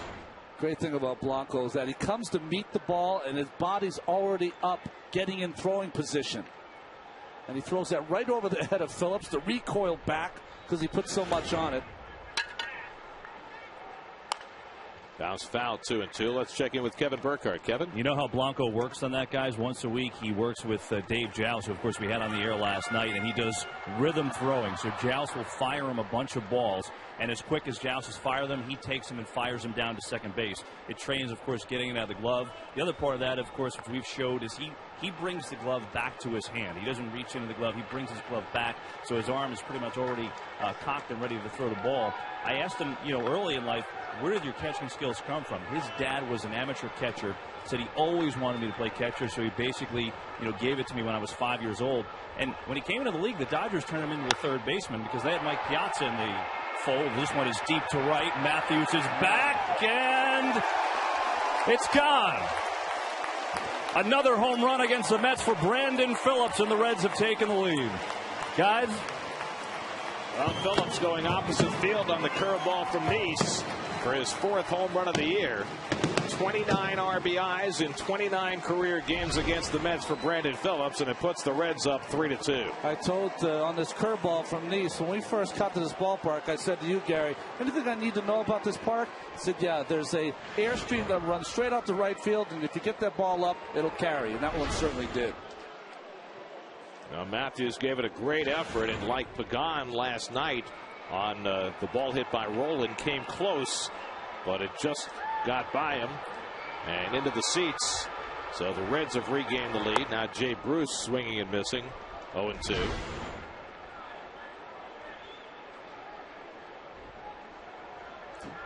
What's that? No comment. What's that? Makes me want to put a uniform on again. I mean, Jeffrey Leonard had one flap down. What was that? One flap up? Pagan settling under it. And Bruce is retired for the 2nd out. Well, but, there's some styling that goes on today that I'm not used to, but it's a new world. And, when you can hit a curveball to right field like Phillips did, maybe you're allowed to show off a little bit. Well, since Great American Ballpark opened in 2003, there have been 23% more home runs hit here than in Reds road games. That's the 2nd most home run prolific ballpark, more than Citizens Bank Park in Philadelphia. The only ballpark that has had a higher percentage of home runs versus road home runs is U.S. Cellular in Chicago. So, you know, this is just a fabulous place for a home run hitter, particularly a left-handed home run hitter, the way the ball flies out to right. 1-1 to Johnny Gomes, and the curveball swung and missed. 1-2. You're probably saying to yourself at home, how come Nice is struggling against this Reds team and didn't against the Phillies team? He has never established his curveball in this ball game today. And in fact, that home run came on a curveball. That's the big difference why he's given up these 11 hits. Comes in at the feet of Gomes, 2-2. I don't know how this ball did not hit Gomes. I think it almost went between his legs. Never moved.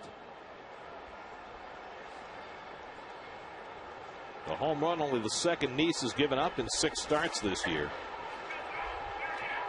You know where that ball would have been at Citi Field? 10 feet shy of the warning track. This one's hit in the air a ton to deep left center. Pagan looking up at the wall, and it's out of here. Johnny Gomes with a home run, his 3rd of the year. The 2nd home run of the inning for the Reds. And Cincinnati leads 4-2. Well, we mentioned it last night. Gomes is an all-or-nothing type hitter. 20 home runs in 281 at-bats last year. And his 3rd home run of this season. Well, the thing about Johnny Gomes, kind of a middle plate in kind of hitter, much like Rod Barajas of the New York Mets. And if you miss in that spot, he's got an awful lot of power. And you see Jonathan Nice, unlike the Phillips ball he was hoping would stay in the park, kind of knew this one was long gone. This one needed no help from the venue. Now Ramon Hernandez, and he bounces one down to David Wright. Plenty of time to take care of it.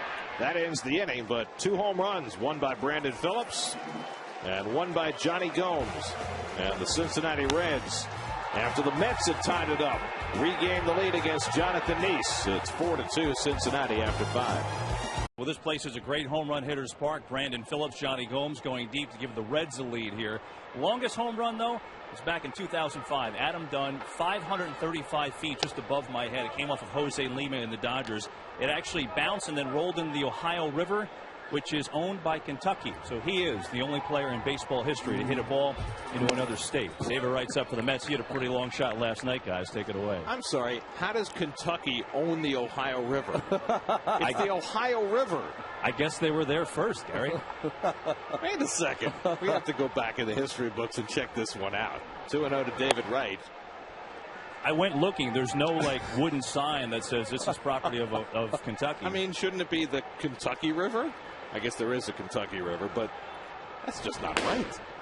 Well, we of all people. David hits one deep to right. Back goes Bruce looking up, and it's out of here. David Wright goes opposite field. The wind tunnel is in full effect today at Great American Ballpark. David Wright with his 7th home run of the year, his 4th on this road trip. He now has more road home runs this year than he had all of last year. Last time I saw a couple innings like this, it was wiffle ball in my backyard, and I was 10. The ball is just flying out of here. Kind of a line drive that just carried 10 rows out of the ballpark. So David with his 7th, that matches Rod Barajas for the club lead and cuts the Cincinnati Reds lead to 4-3. Ike Davis, your turn. Takes a big rip, 0-1. That's the reaction from Johnny Cueto. He should know of all people that ball's out of here. Home park. Cost him again. There's a strike, and it's 0-2. You know, we've talked a couple of times about the way the ball flies out to right field. Part of it is the configuration of the stands on the third base side. There is a gap in the stands in the 2 top decks between the stands behind home plate and the stands that go down the left field line. And that gap that you see there on the left there, coming out of your picture now, it creates a literal wind tunnel with the wind coming from behind the stadium, just shooting the ball out to right. 0-2 to Davis. There's that gap right there. Yep. I mean, you can imagine, you don't have to be a meteorologist to figure out that the wind is going to collect there and just blow the ball out to right field. Although you're close to one, I'm telling you. That wind's coming straight from downtown, rushing right out to right field. 2-2 now to Ike Davis. Ike is 1 for 2, single to right his last time up. See, I worked with Bob Murphy for 15 years. Yes. Murph was a weatherman in the Marines. Oh, did not know that. Davis down swinging for the first down. Man knew clouds better than anybody that I've ever met. They tell your stratocumulus from your nimbocumulus. Let's check in with Chris Carlin for a New York State Smokers Quit Line game break.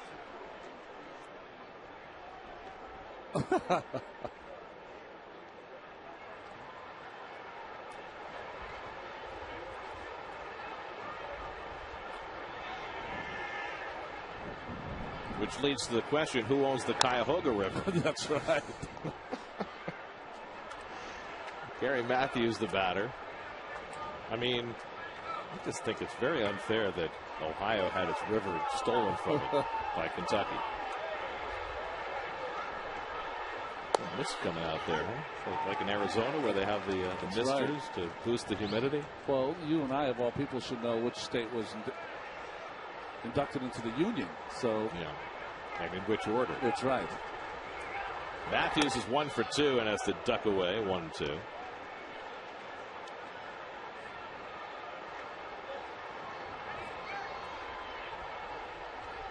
Well, Elvis sang Kentucky Rain, right? That's and he was from Mississippi, so and lived in Tennessee.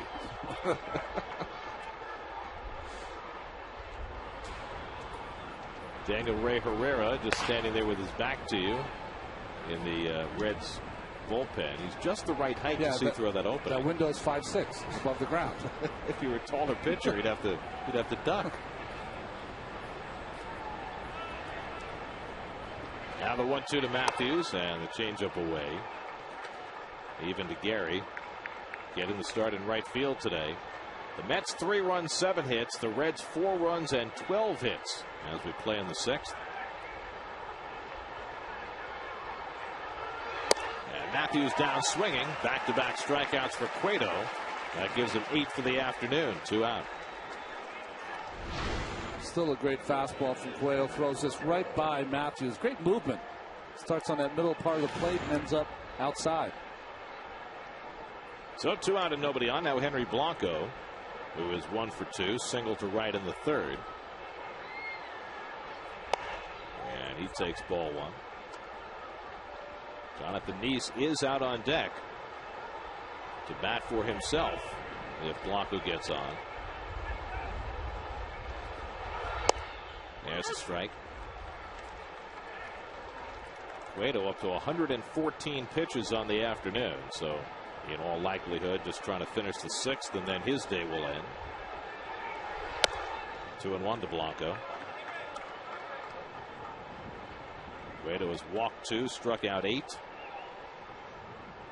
And the hiccup in the 3rd inning when he walked Pagan and Cora back-to-back to force in a run, but otherwise has done a nice job. Trying to beat the Mets for the first time. 2-1 to Blanco. Breaking ball, swing and miss, 2-2. We talked about the development of his slider. He's thrown some good ones today. He really has. Not only to the right-handers, but those little backdoor ones to the left-handers have got him back in the at bat. 2-2. In the air to left center field. Stubbs drifting over. And that retires the side. Mets going to run back on David Wright's second home run in 2 days. Right by Pete Rose Way, the Mets down by a run. It had been 35 years since the Reds had won a World Series, but Joe Morgan got the go-ahead hit in Game 7, and the Reds were in position. High fly ball. It should be all over. Geronimo's under, and Cincinnati has won the World Championship, beating the Boston Red Sox 4-3.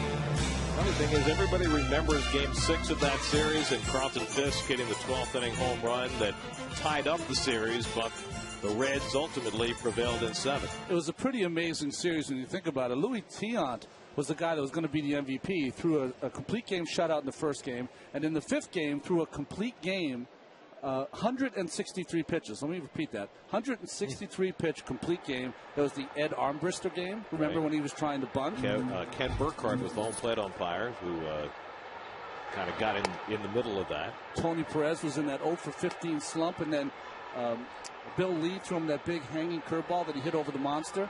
Drove in 4 runs in Game 5. And, of course, the Bernie Carbo home run in Game 6 that set up the Fisk shot deep into the night that tied up the series. People tend to forget that big hit by Morgan in Game 7. Red Sox were winning that game 3-0 at one point. And Darrell Johnson was the manager of the Red Sox, and he had Jim Willoughby, who had pitched so well in relief that entire series. I think he had pitched the 7th and 8th. Cairo breaks his bat and flies one out to left, and Bay is there to grab it for the first out. And he took Willoughby out of the game and brought in Jim Burton, who was a rookie, to pitch the 9th inning in a tie game in Game 7 of the World Series, and Burton gave up the hit to Morgan. I still don't talk to DJ to this day. Every time I look at him, I go the other way. No. Of course, Darrell Johnson had a long association with the Mets after that. Who got the last out on Yastrzemski? Was that Will McEnany? The last out there? I couldn't tell that pitcher. It was 43. I don't know. Yeah. Of course, the Reds had the great bullpen that year with Raleigh Eastwick. Pedro Bourbon. Chris Heisey, the pinch hitter. Heisey, who made his major league debut here on Monday, yanks the first pitch foul. There are the starting lineups for Game 7 of that World Series. Denny Doyle playing second base for the Red Sox. Fred Lynn, who was the Rookie of the Year and MVP that year for Boston. That was a big play. Remember the Denny Doyle play? He tagged up on George Foster in left field. That pop-up down the line, and George Foster threw him out at home. God, I guess that series still stings a little for me. I remember a little too much. And strike 3 called. Heisey down looking. And the third strikeout for Jonathan Neese this afternoon. So Neese hanging in there, down 4-3. What I like about Jonathan Neese is that you wouldn't be able to tell from his expression, his body language, any difference from the game he pitched on Friday night to today. And he's got knocked around, given up some runs, and Ben didn't break yet. And he's given the Mets a chance. He's the 5th starter now, giving them a chance to win this ball game. Here's Drew Stubbs, who's 0 for 3, tries to bunt his way on. Arthur Lee Rhodes up in the Cincinnati bullpen with Cueto out of the game after 6 innings and 117 pitches.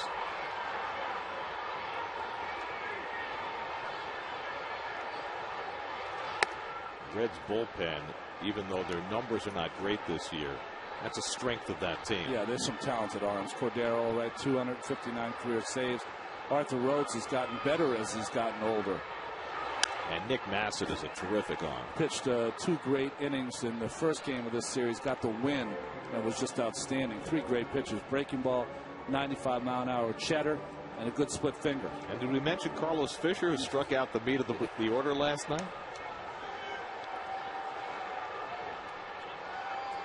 1-2 to Stubbs, has already fanned twice. Pulls that one foul down past Mark Berry. Well, Neese has kept his pitch count down. That's only 94 pitches for the afternoon, working in the 6th inning. He's due to lead off in the 7th, which means he's probably going to be done. But he could probably give you the 7th if he needed to. Breaking ball just misses. 2-2 to Stubbs.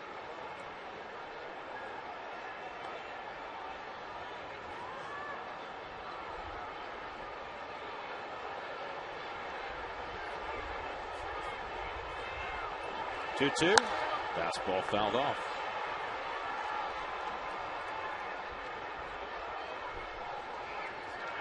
Orlando Cabrera would be next.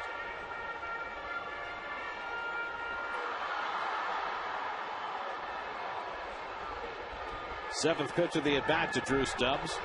And he struck him out. 3rd time today, Neese has fanned Stubbs. So Neese finishes with a flourish with back-to-back strikeouts. As you look at the 75 championship trophy. Series with special features, scouting reports, and exclusive interviews on the baseball show presented by Harrah's every afternoon only on SNY.TV, your online home of all things New York sports. 40-year-old Arthur Lee Rhodes, first man out of the bullpen for Cincinnati. This is his 792nd game for Arthur Rhodes, who started his professional career in Bluefield in 1988 as a starting pitcher. What a career he's had. Didn't start relieving until 1995 in Baltimore. Lives there now. Where's Bluefield? Bluefield's in West Virginia. West Virginia. Luis Castillo will bat for Jonathan Neese, leading off in the 7th inning. Louis getting the day off today, as Isanori Takahashi is up in the Mets bullpen. Castillo had a base hit against Rhodes in the game on Monday night. The only base runner that Rhodes allowed in an inning and a third.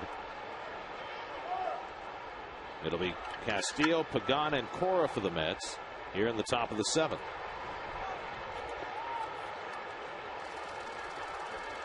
Louis had a very nice series. 3 for 7, a couple of walks, stolen base, doing his Luis Castillo thing. And now batting from his power side. And Rhodes keeps the fastball away, 2-1. Arthur Rhodes, the only thing that has provided him with a bump in his career is when they've tried to make him a closer. He's got closer stuff, but has never had any success in that role. And some guys are just not built for the 9th inning. Well, he's just maintained his stuff. He still throws 90, 91, 92 miles an hour. Maybe in his heyday he was a 95 mile an hour guy, but still throws awfully hard. Has better control now than he did as a younger pitcher. 2-2 to Castillo. And Louis takes the fastball for ball 3. Louis has only struck out 3 times this year. Always among the toughest to fan in the league, and even more so far in 2010. 3-2. And he lines one to right field, but right there is Bruce to grab it for the first out. So Castillo retired, 1 away. Angel Pagan coming up. Let's check out our AT&T trivia question for today. Who was the only player to drive in over 1,000 runs in the 1970s? I got my guess. You and I, we always talk out loud, and then we end up giving up the answer. 1,000 runs. That's 100 a year in the 1970s. Angel Pagan takes up and away for ball 1. Well, 100 RBIs was a lot tougher in the 1970s than it was in the the 90s and the aughts.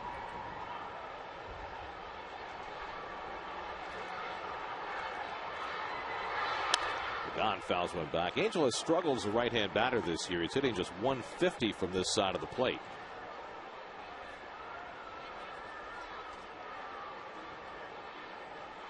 Got a bunt single his last time up. He's also walked today, 1 for 2. And Jeff Francoeur has come out on deck to bat for Alex Cora. And Pagan lines one into right center for a base hit. Bruce moves over to cut it off, and Pagan has his 2nd straight hit. And the Mets get the tying run aboard with 1 out. A nice job. This ball's supposed to be inside. Arthur Rhodes leaves it up and out over the plate. Nice hitting by Pagan. Not trying to do too much with that baseball, driving it to right field for the base hit. So now Francoeur will pinch hit for Cora with Castillo already in the game. He'll stay in at second base. Francoeur was getting the day off today, but comes up to bat here with the tying run aboard. Francoeur 2 for 8 in this series with a couple of RBIs. 0 for 2 in his career against Arthur Rhodes.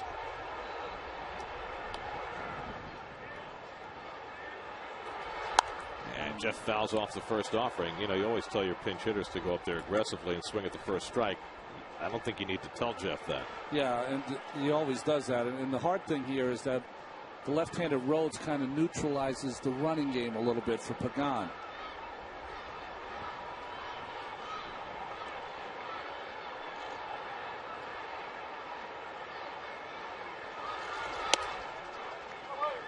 One 1-1 to Jeff, with Jose Reyes waiting on deck. You're going to get Rhodes. You're going to get him today. He's a little off with his control. Well, Castillo hit the ball solidly. So did Pagan. Mets have already come from behind once in this game, trying to do it again. And Francoeur pops one up. That'll come out of play. 1-2. Mets were down 1-0. All right, we're up 1-0. Down 2-1. Tied it in the 5th. The Reds hit 2 home runs in the bottom of the 5th off John Neese to go ahead 4-2. Wright homered in the 6th to get the Mets back within a run.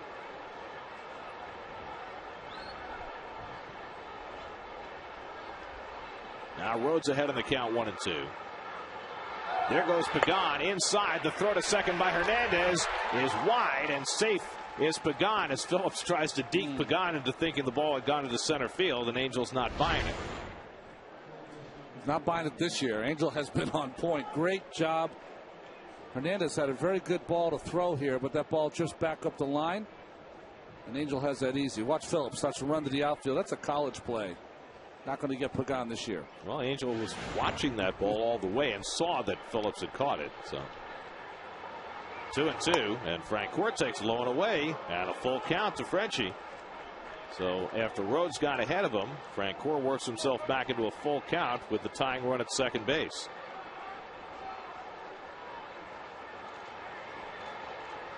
Phillips holding Pagan close to second base, opens up that hole between first and second for Jeff.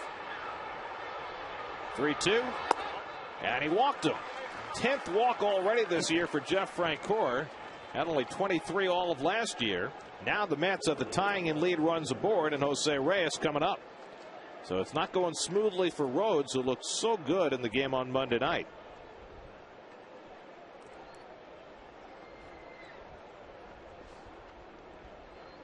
Now Reyes drove in a run with a 5th inning ground out that tied the game at that point. 0 for 3 officially today. Has driven in 3 runs in this 3-game series.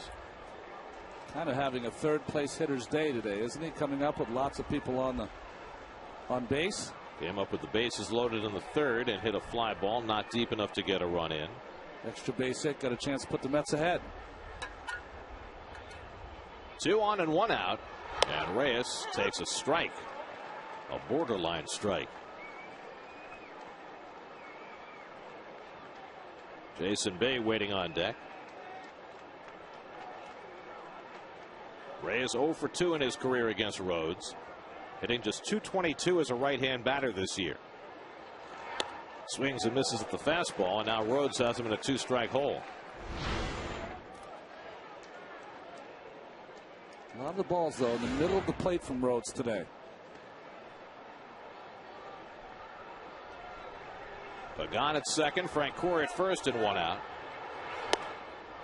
1-2 to Jose.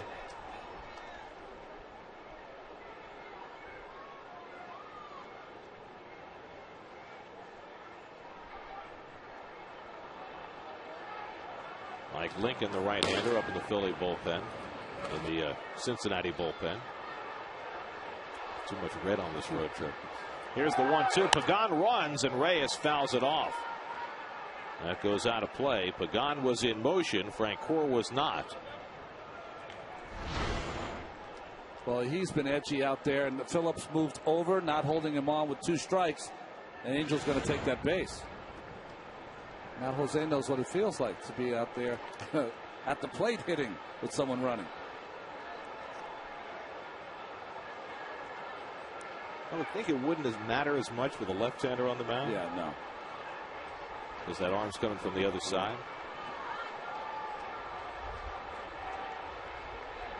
Now Rhodes slowing things down. Second year with Cincinnati for Rhodes. And he misses low and inside to Reyes. He started out in Baltimore. He was there for the better part of 8 years. Then 4 years in Seattle, Oakland, Cleveland, Philadelphia, Seattle, Florida, Cincinnati. Your itinerant left-hander, Arthur Lee Rhodes. 2-2 to Reyes, and Rhodes take another glance back at Pagan.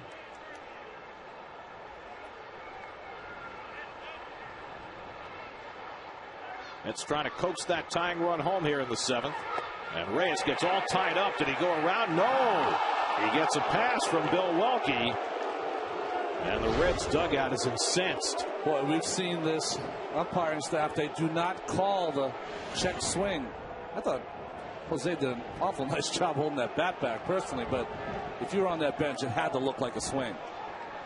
So now it's 3-2 to Reyes. You got Pagan at second, Francoeur at first, and 1 out, not running, and Reyes lofts one in foul ground. Could be playable for Hernandez, but not quite. It lands on the dugout roof. And Reyes gets another life. It's been a 9 lives at bat for Jose. Back-to-back with Francoeur and Jose. Well, Rhodes, facing his 4th hitter, has gone to a full count on 3 of the 4. He walked Francoeur on a 3-2 pitch. Lincoln ready to face Bay and Wright to follow. This is probably Rhodes' last batter. The runners were not going on the first 3-2 pitch to Reyes.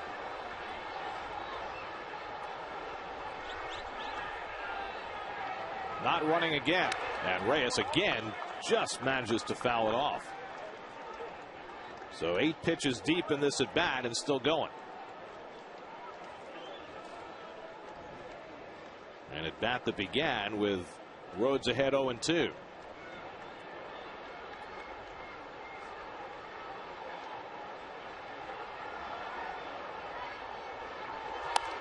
Popped up. Infield fly roll if it's fair. In foul ground, though, Cairo squeezes it for the 2nd out. So on the 9th pitch of the at bat, Rhodes wins the battle from Reyes. And now they're a 2 out and 2 on with Bay coming up, and we'll see if Dusty Baker makes the move here to the right-hander.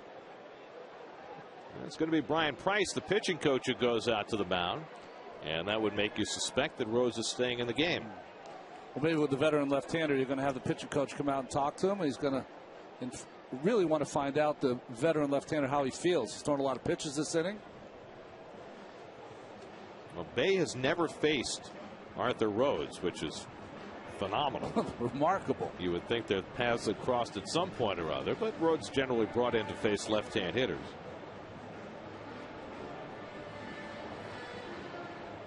But it looks like he's going to get a crack at Bay here. Jason trying to snap out of an 0 for 13, including 0 for 3 today. And in a big spot here with the Mets down by a run in the 7th. Gary Matthews going over the charts, taking a look at who he might be facing. 3 batters hence. Hoping 3 batters hence is here in the 7th. But that's up to Bay, who bats here with 2 out and 2 on.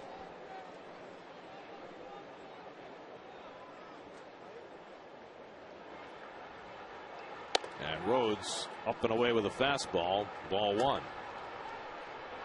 Bay always enjoyed hitting in this ballpark, and let's could use a big hit right now. From his Pittsburgh days. Pagan the tying run at second, and Bay takes up and away, ball 2. So Rhodes keeping it away from Bay.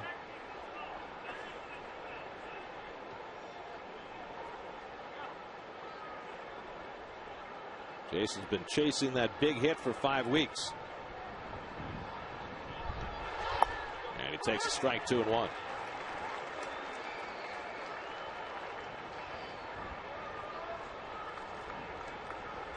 Pagan is at second. Francoeur at first with 2 down.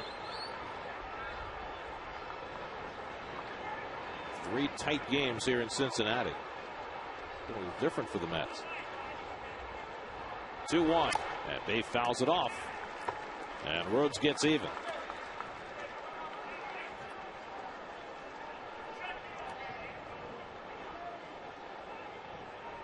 Well, Rhodes is pitching Bay mostly away, staying away with the fastball. Perfect time to try to shoot it that way. He has all the power in the world to leave this ballpark to right field. Especially the way the ball's traveling today. 2-2 to Jason. In there for a call, strike 3. Rhodes gets him looking at a fastball. And Bay's struggles continue with men on base. Mets down by a run. Who pinch hit stays in the game at second. Gary Matthews moves from right field to left field. Jeff Francoeur, who pinch hit, stays in the game in right. Jason Bay comes out of the game. Isanori Takahashi goes in the number 4 hole. Proverbial long man for the Mets. His last 5 appearances have been 2 with 2 innings, 3 innings, 3 and a third, and an inning and a third. Friday, Mike Pelfrey hits the hill as the Mets head home to take on the Giants at Citi Field. Mets-Giants coverage begins with Subway pregame Friday at 6:30, only on SNY. And for a look ahead at that series this weekend, let's check in with Kevin. Certainly, Gary, when you talk about the Giants, it's always about their pitching, but I think Met fans interested in the catching aspect of it as well. You know, Rod Barajas, a great start, 7 home runs, best of all catchers in MLB, 14 RBIs. Benjamin Molina, though, a guy that was thought to be coming here, he's having a good season too, batting .333. Only Joe Mauer has a better average among catchers in the game. And it's interesting, you know, the Giants, it's been their MO for years now, pitching, but they can't find a way to score runs. They're number 1 in the NL with batting average coming into today, but they still are only 11th in runs scored. And Bruce Bochy has worked with that batting order. In fact, Molina just over the weekend was moved back to cleanup where he spent all of last year. Mark DeRosa batted second last night, so he's still trying to find the right combination with their offense, guys. Well, Aubrey Huff had been struggling in that cleanup spot, but then Huff had the big hit for the Giants last night in the 12th inning to beat the Marlins, so maybe that's a good sign for their offense. They also got Aaron Rowan back the last couple of days from the DL, and he had 3 hits last night. Orlando Cabrera leading off in the home 7th. Cabrera 2 for 3, drove in a run with a 4th inning single. Now facing Takahashi. And a strike with a fastball, 2-1. They're the pitching matchup for the series. Jonathan Sanchez, who has really become a star now after pitching a no-hitter last year, up against Pelfrey Friday night. He just needed that confidence builder. He didn't realize how good he was. Santana and Will Myers Saturday, and then Ali Perez gets Lincecum on Sunday. Bare hand play by Wright, and he throws out Cabrera for the first out. Hey, David has become so adept at this play. Has that claw out there and gets that baseball and makes the fine throw. Catches that ball in perfect throwing position rather than using the whole hand. So 1 out. Here's Joey Votto. Votto banged one off the second base bag for a hit, leading off in the 5th inning, but then was caught stealing by Henry Blanco, who has not been scathed this year.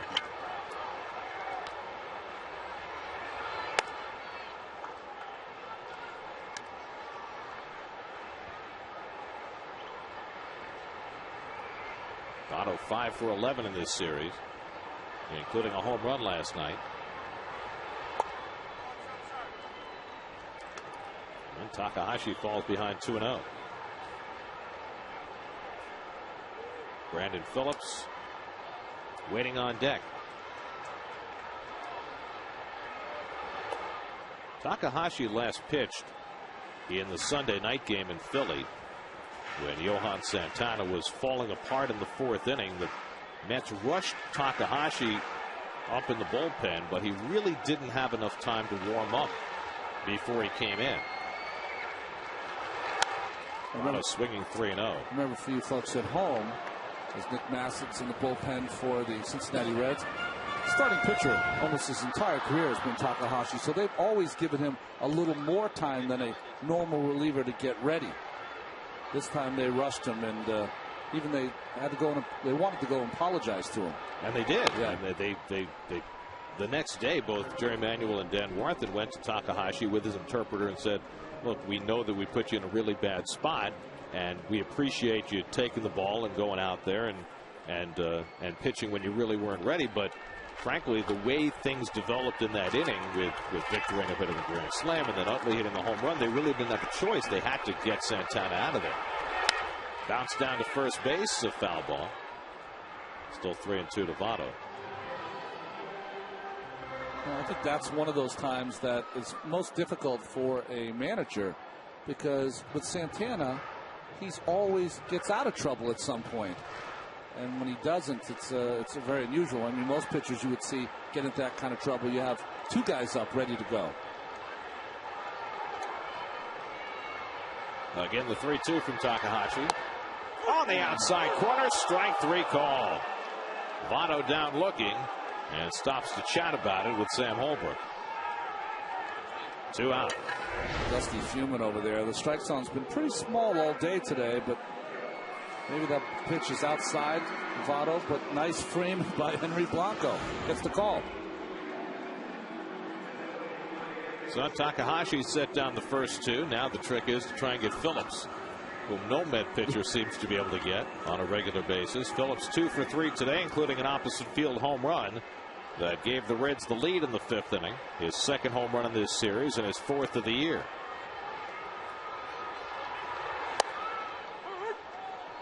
Phillips 5 for 12 in the 3-game series. Now has 29 RBIs in 29 career games against the Mets.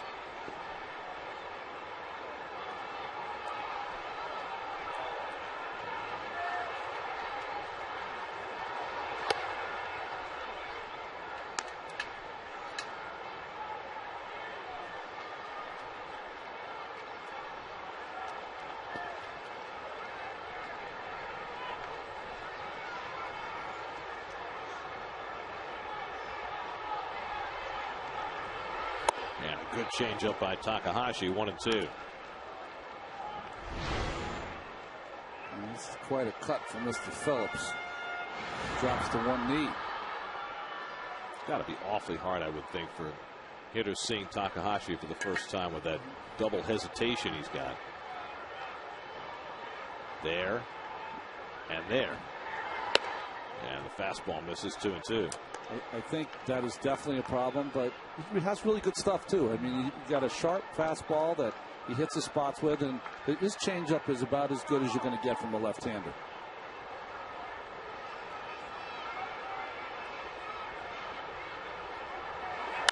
Changeup hit to right field. Francoeur able to track this one. And that'll do it for the Reds as Takahashi comes in to throw a 1-2-3 bottom of the 7th. Now David Wright will lead off in the 8th with the Mets down by a run. Discount Furniture. More quality, more choices, more value. Buy in-store or online at mybobs.com. Buy Ford. Check out the best-selling vehicles in America. Drive one at your Tri-State Ford dealer today. And buy Lexus. Nick Massett comes on to pitch the 8th inning for Cincinnati. He got the win in the first game of the series through 31 pitches in 2 innings, struck out 3. See that high ERA. He's had a couple of bad outings, but this young man that they got from the Chicago White Sox in the Ken Griffey Jr. trade has outstanding stuff. David Wright leads off. David hit an opposite field home run his last time up to get the Mets within a run. He had an infield hit against Massett in the 11th inning on Monday night. David 2 for 3 in this game, now riding a 9-game hitting streak, 4 home runs in 5 games on the road trip. So it is all coming together right now for David. Has his batting average up to .292 for the year. Now with 7 home runs, tied for the club lead. And the curveball from Massett for a strike, 1-2. Ike Davis and then Gary Matthews Jr. to follow for the Mets here in the 8th.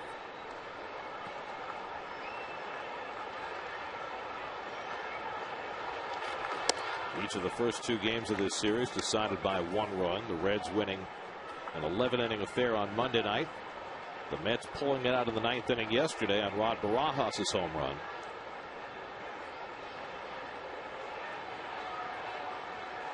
Three and 2 now to David, and all of a sudden the Mets, who had been playing lopsided games every day, are in nail biters. And you'll expect more of that over the weekend with the Giants and their pitching coming to town. 3-2 from Massett, and Wright swings and misses the fastball.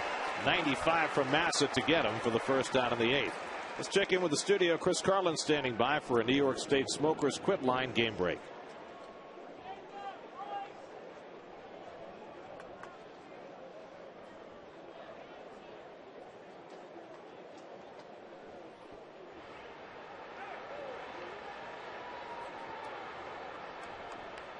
Okay, thanks, Chris. Miguel Cabrera, 2 home runs in that game for the Tigers, who are 2.5 behind the Twins starting play today. Here's Ike Davis, who's 1 for 3. A single between a couple of strikeouts. And Ike takes a fastball for a strike. Cincinnati pitchers have now struck out 10. Johnny Cueto fanned 8 in his 6 innings. Arthur Rhodes struck out Bay with 2 men on to end the 7th. And now Massett with the strikeout of David Wright to start the 8th. Miguel Cabrera came into the game batting .355. He had 28 runs batted in.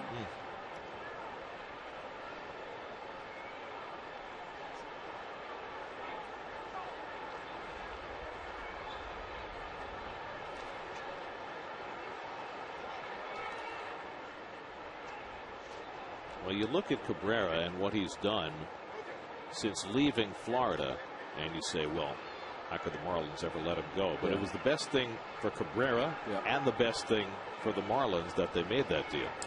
Remember, when he was with the Marlins, he was playing third base for them, and immediately when he got to the Tigers, Jim Leyland said, I don't have to move you first.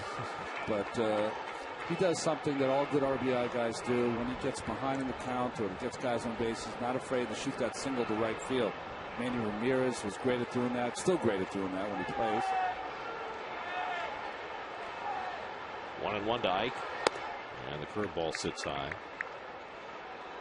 And Cabrera's had to deal with some off-the-field issues. He admitted to an alcohol problem, and he's certainly working hard on that. But he's just a great hitter.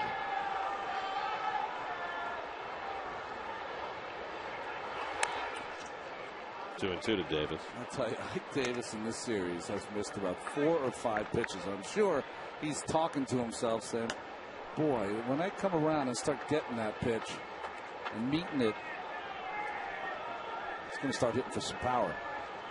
He has just the 1 home run, and it was quite a home run that he hit at Citi Field, right to the front of the bridge, the Shea Bridge. 2-2, swing and a miss. He struck him out. Back-to-back strikeouts for Nick Massett. 3rd time Davis has been struck out today. Well, this bullpen for Cincinnati, like you said, Gary, is their strength. Arthur Rhodes came in, pitched out of a jam in the 7th. Nick Massett trying to go right straight through the Mets lineup here in the 8th. So Gary Matthews Jr. will try his hand. Gary broke it 0 for 15 with a base hit and scored the Mets' first run in the 3rd, but he has struck out twice since. 11 strikeouts this afternoon for Cincinnati pitching. Matthews started the game in right field, now playing left.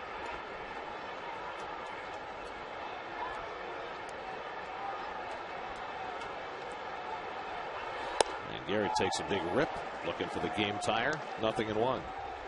96 for Massett.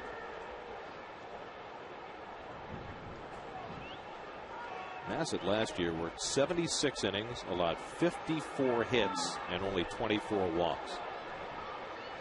We talk about a whip. He's got a whip. Walks and hits per inning pitch. 78 walks and hits in 76 innings. Didn't get a whole lot better than that.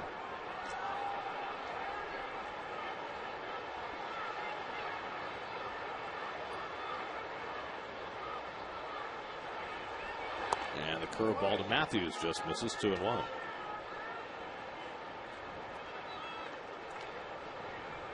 Massett, who began his career in Texas, moved to the White Sox and then came to the Reds in the Ken Griffey deal. He has been quite a find.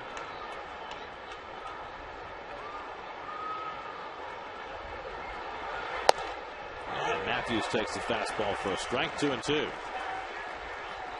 Well, we've already seen Johnny Cueto strike out the side this afternoon. Massett with a chance to do the same.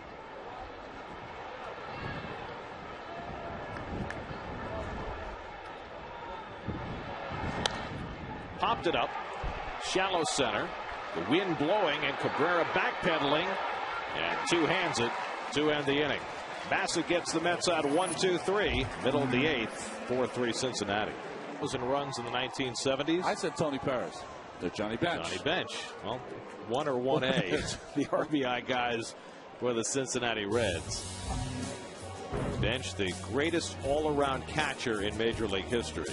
I mean, if you throw in that ability, the throwing ability, with the hitting ability, I don't think you can match him. And he might be the greatest player that's sometimes overlooked when you talk about the greatest players of the game. I don't know how you can overlook him, but 10 Gold Gloves, 2 MVPs, all-time Reds home run leader, played for 2 world champions. Innovated the catching position. One of the first guys to catch one-handed. Put his right hand behind his back, which all catchers do today. Jay Bruce leads off in the home 8th inning against Isunori Takahashi, who got the side 1-2-3 in the 7th. And a good breaking ball to start off Mr. Bruce, 0-1. Bruce singled and scored back in the 4th inning, 1 for 3 on the day. The Reds had 12 hits in 6 innings against John Neese. Neese allowed just 4 runs on those 12 hits because he didn't walk a batter. Ripped down the right field line foul, 0-2. But a couple of home runs wound up hurting Neese. He gave up home runs to Phillips and Gomes in the 5th inning. David Wright got one of those runs back with a home run of his own, but the Reds maintaining a 1-run lead as their bullpen has hung up a couple of zeros.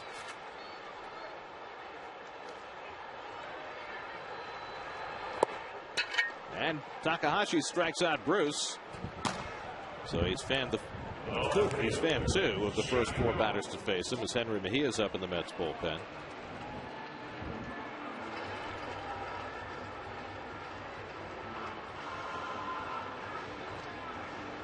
Johnny Gomes to bat. There's Francisco Cordero, who was brought into tie games each of the last 2 days. Took the loss last night for the Reds. Now will have a save chance in the top of the 9th.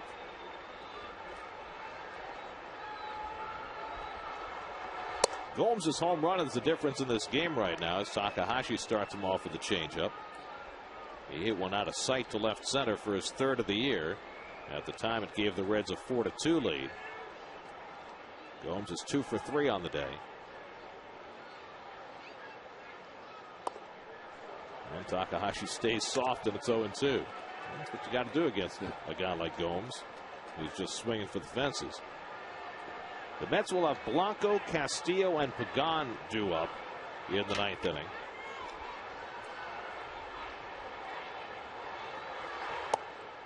Might well see a pinch hitter for Blanco. I would think Barajas at some point has to be in there. Maybe not to lead off because you're trying to scratch a run out. But he did homer against Cordero last night. And there's no other place to hit him because the 4th slot is where you have the pitcher. You'd have a run across maybe by then. I believe the pitcher pitches 4th slot. So he'd be the 6th man up in the inning. Gomes pops one up. Right back. Reyes with the angle. Matthews in, and Reyes takes charge. For the 2nd out, there was a little indecision there, but Reyes going a long way to get it. 2 out. Well, a little drifting here, and everyone not deciding, but luckily Jose Reyes took charge and made that play. So 5 up and 5 down for Takahashi, keeping the Mets within a run. Now Ramon Hernandez.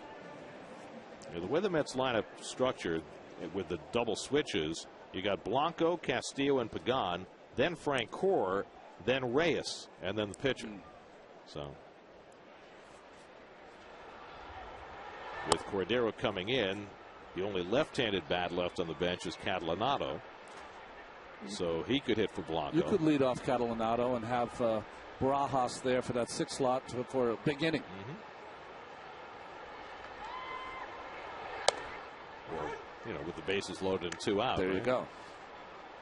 1-1 now to Hernandez. And Catalanado hydrating, getting himself ready.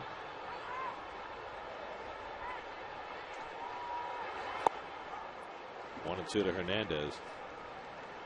There's so much emphasis on hydration these days. Did guys drink a lot of water? And did you have sports drinks back in your day? They definitely had a sports drink. But when I was a kid, when I first started playing football and baseball in high school, they told you not to drink water. Water, right? Well, football especially. Yeah, they used to give you these salt tablets that you would take. And Hernandez strikes out on the changeup. Well, 1 outing for Takahashi. 6 up, 6 down with 3 strikeouts. Now the Mets will try and take advantage in the 9th. To Mets.com or call 718-507-TIXX for your tickets. Changes for the Reds. Lance Nix comes into play left field. He'll bat 9th. And that puts the pitcher Francisco Cordero in the 6th hole. as Frank Catalanato will pinch hit for Henry Blanco, leading off in the 9th inning. You know, the Mets have had a hard time finding Frankie Rodriguez save opportunities and even getting him in games. Just the opposite for Cordero. Reds have played so many tight games. He's pitched in 7 of their last 9. And he's pitching for the 3rd straight day. Came into tie games the last 2 nights. Took the loss last night. And Catalanato takes off the plate for ball 1. Frank grounded out as a pinch hitter in last night's game.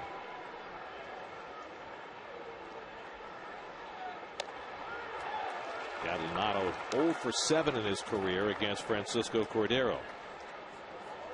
Mejia on the left. Rodriguez on the right. K-Rod hoping for a save chance as the Mets try to rally in the 9th. Catalanato goes the other way and floats it foul. 1-2 to Frank. Luis Castillo on deck in the 9-hole. And then Angel Pagan. If anybody gets on, Jeff Francoeur, who's sitting in the number 2 slot after pinch hitting. Ball boy fell asleep here. Broken bat by Catalanato. No extra bat. A broken bat that he never dropped, by the way. So David Wright plays bat boy and hands Frank a new bat. Frank and Cordero must have been teammates at one time in Texas, I believe. David was once a bat boy in Norfolk. Was he? But not for quite some time.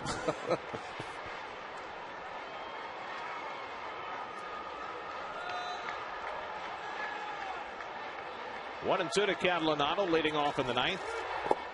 And it's in the dirt with a split, 2-2. Johnny Cueto went the first 6 for the Reds. Allowed 3 runs, 7 hits. Scoreless innings for Arthur Rhodes and Nick Massett, setting up for Cordero in a 1-run game.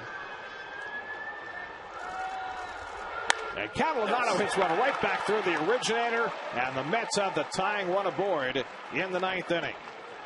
So Catalanato, who had been 0 for his career against Francisco Cordero, gets one right back at him. Well, this is proverbial. Shorten up that stroke and just hit it back from where it was delivered.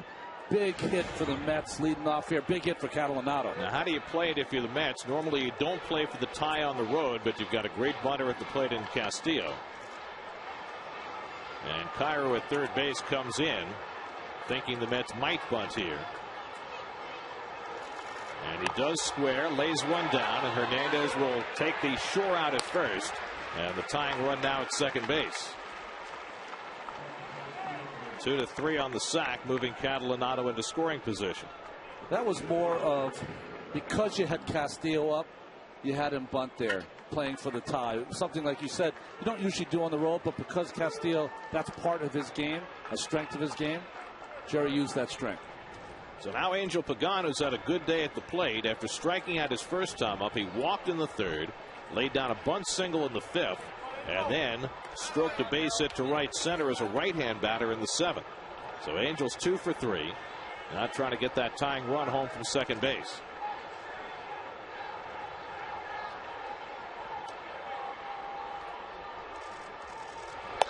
And Angel watches wide for ball 1.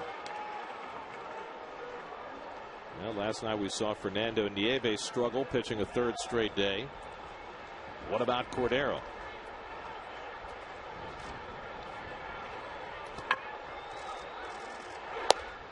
There's a strike on the outside edge, 1-1.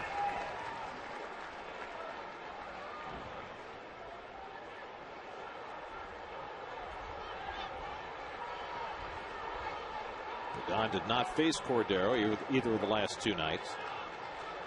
First at bat against him in his career. 1-1. Driven into right field, a base hit. Catalanato to third will be held up there by Chip Hale as Bruce gets it into the cutoff man. Runners at the corners with 1 out.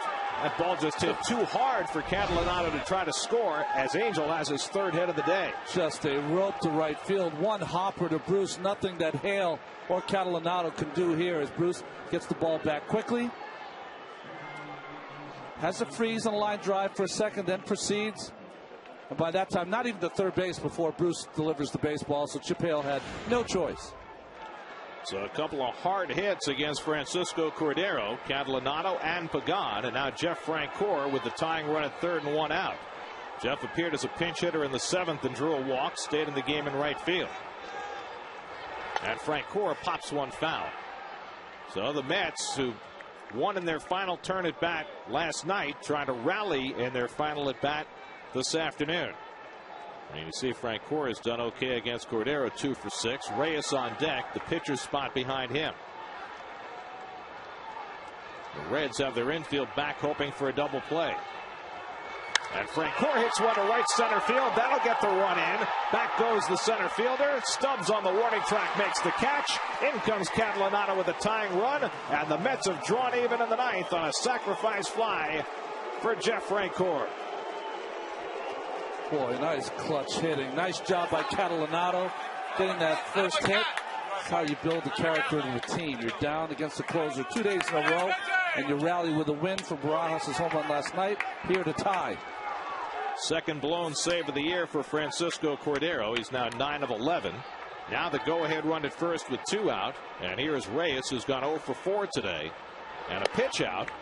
Pagan not going anywhere. Angels stole a base back in the 7th. And Pagan having himself a terrific day at the plate. Right in the middle of everything today for the Mets. That's an ill-advised pitch out. That means Cordero's got to throw a strike here on this pitch. Put a lot of pressure on your closer when you have a pitch out for a ball. Reyes knows now they're probably going to get a fastball for a strike. Rod Barajas has come out on deck. He'll bat for the pitcher if Reyes can keep the inning going.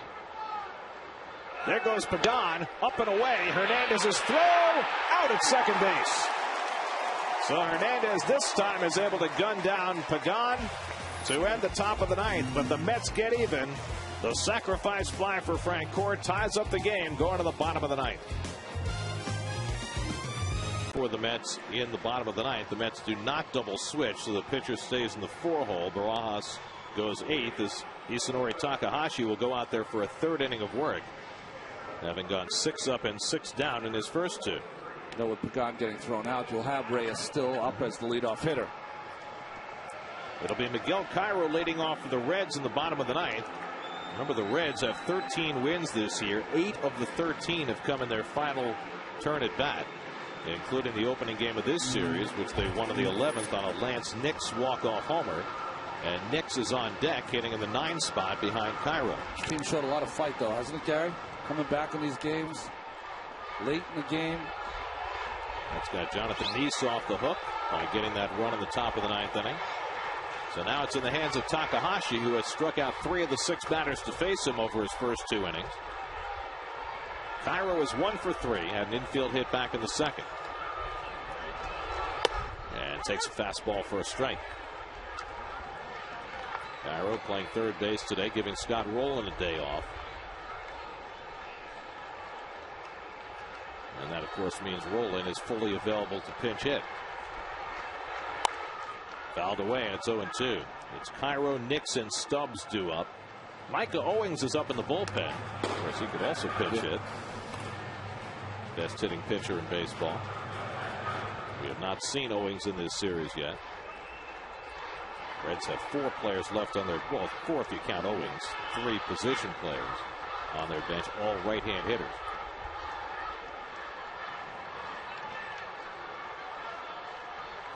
Oh-2 to Cairo, and the curveball looked like it might have crossed up Barajas. 1-2.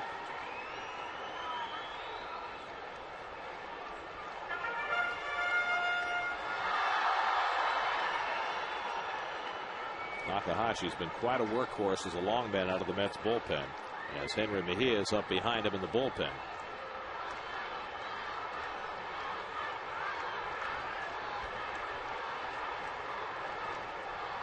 One-two. Off the fists. And right with the glasses on. 1 out. 7 up and 7 down for Takahashi. Let's check in with the studio. Chris Carlin and Bobby Ojeda to see what's coming up on Lincoln Mercury post-game live.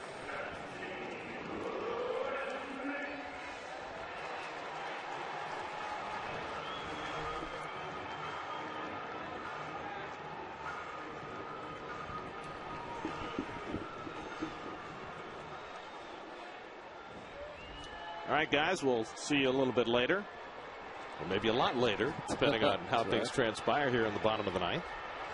Lance Nix, who hit the walk-off home run on Monday, Takes a big rip, 0-1. Nix's home run came off Manny Acosta in the bottom of the 11th to give the Reds a 3-2 win in the opening game of this series. His first home run of the year.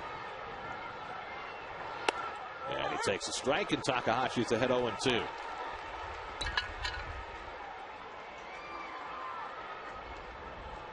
The 35-year-old Takahashi has just been a godsend.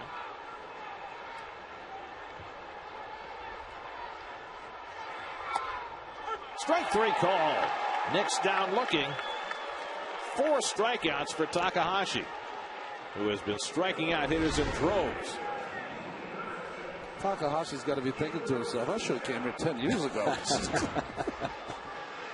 That is 26 strikeouts in 18 innings for Isanori Takahashi, who doesn't throw 90 miles an hour.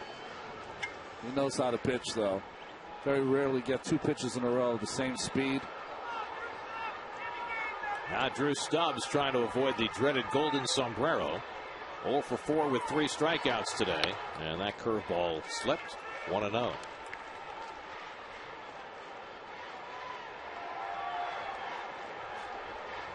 Stubbs is 2 for 13 in this series, including a home run against Oliver Perez Monday night.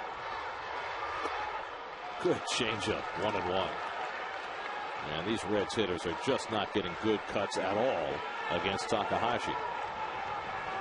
There's not been one solidly hit ball against him. Stubbs is his 9th batter. Another changeup, 1-2.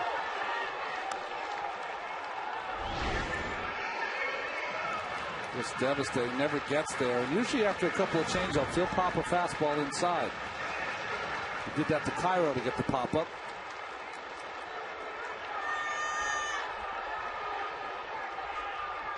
1-2 to Drew Stubbs. Lifted to right field along the line. Frank Cora getting over, and the inning is over. What an effort by Isanori Takahashi. 3 perfect innings of relief to send this game to extra innings for the 2nd time in this 3-game series. Plenty of people taking the day off from work to come to the ball game, and I get to see a little extra ball game as we go to the 10th. Scott Rowland comes in to play third base. He was getting the day off. They'll go in the 6th spot on the order. And the pitcher will go in the 8 hole. That's Micah Owings to pitch the 10th for the Reds. Owings hasn't pitched in any of these games in this series. Last time he pitched was on May 2nd.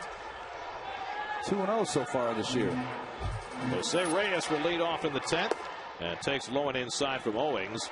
Reyes was at the plate when Angel Pagan was caught stealing to end the 9th. After the Mets had rallied to tie the game.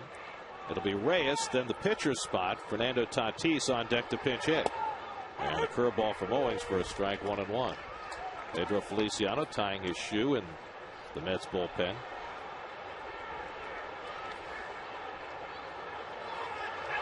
Reyes bounces one foul. Votto playing the line at first base, something we didn't see earlier in the game against Reyes. Jose always a threat to bounce that ball over the bag and down the line for a triple.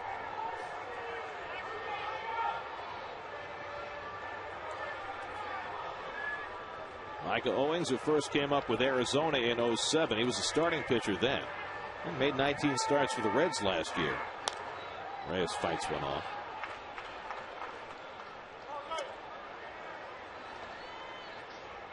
Owings pitched well when he first came up, but was much more renowned for his hitting prowess. Began this season as a lifetime 300 hitter with 8 home runs in 3 major league seasons. It's not your average pitcher. 1-2 to Reyes, and he pops one up on the left side. Rolling just into the game, puts it away for the first out. So 1 out and nobody on. Well, this has been a very different kind of series for the Mets, who just have not been playing a lot of close games, and now 3 days in a row. Here they are, twice in extra innings, and yesterday's game decided in the 9th. You know, I'll remember this series, though, for every time that Cincinnati kind of gave them a punch and they came back fighting. They scored after they would score. Barras with a big home run, coming back here in the 9th inning against Cordero twice. Just a lot of fight in these Mets. It's been a good series to watch. Good baseball. And the bullpen has been spectacular. Takahashi today, what more can you say? 3 perfect innings. 3 of his last 6 appearances have been 3 innings or more. Just unbelievable. Now Fernando Tatis pinch hitting. Batting for Takahashi, and he pulls one foul.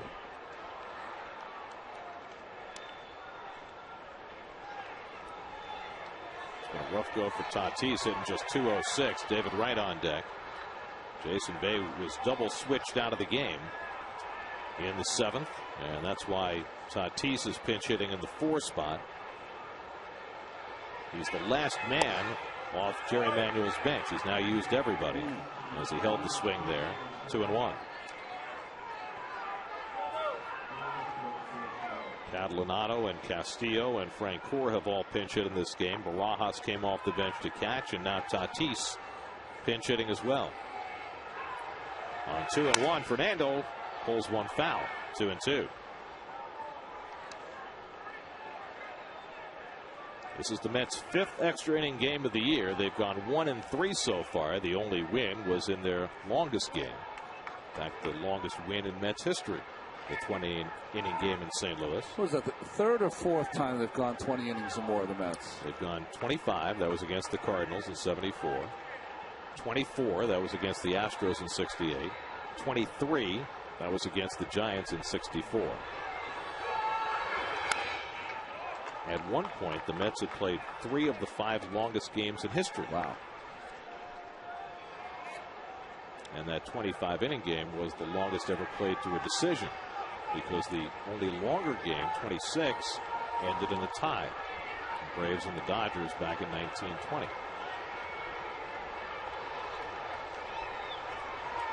Two to Tatis, and the curveball hit in the air to center field. Hit well. Back goes Stubbs onto the track, right at the wall to make the catch. Tatis with a 405-foot blast. But the ballpark was big enough for Stubbs to grab it. Well, he hit this slider awfully hard off the bat of Tatis. Stubbs kind of drifting on it. Looks like he was going to run out of room after a while, but able to make the catch. Ball has really been carrying today. David Wright got a little bit of that in the 6th inning when he hit an opposite field home run. His 7th of the year and his 4th in 6 games on this road trip. And David swings and misses at the fastball from Owings. 0-1. David against Micah Owings is 4 for 10 with 2 home runs.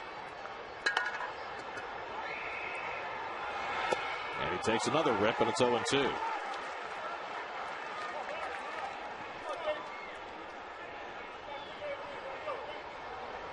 Feliciano and K-Rod. Pedro if it's a tie. K-Rod if it's not. It's not. Well, it is. 1-2-3 inning for Owings. David Wright was out on the field and then was told to come out. Pedro Feliciano comes in. He'll go in right spot. That's the 5-hole. The Mets only saved 1 spot in the batting order by making that switch. Make you wonder why. Yeah, especially the way that David's hitting. I mean, you know, spot in that batting order is going to come up again. But maybe he wants a couple of innings out of Feliciano or more. But Feliciano, what, 3rd straight day? 4th straight day. It'll be Orlando Cabrera, Joey Votto, and Brandon Phillips, right, left, and right for perpetual Pedro in the 10th inning. Cabrera is 2 for 4 on the day and drove in a run with a 4th inning single.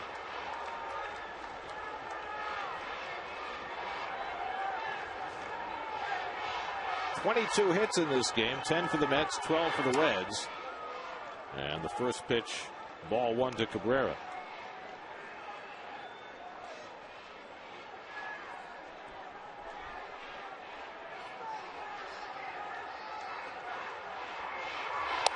And a fastball strike, 1-1.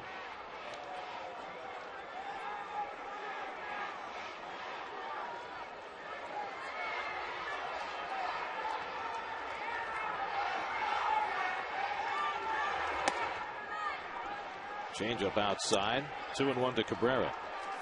Feliciano last night threw just 2 pitches and wound up being the winning pitcher.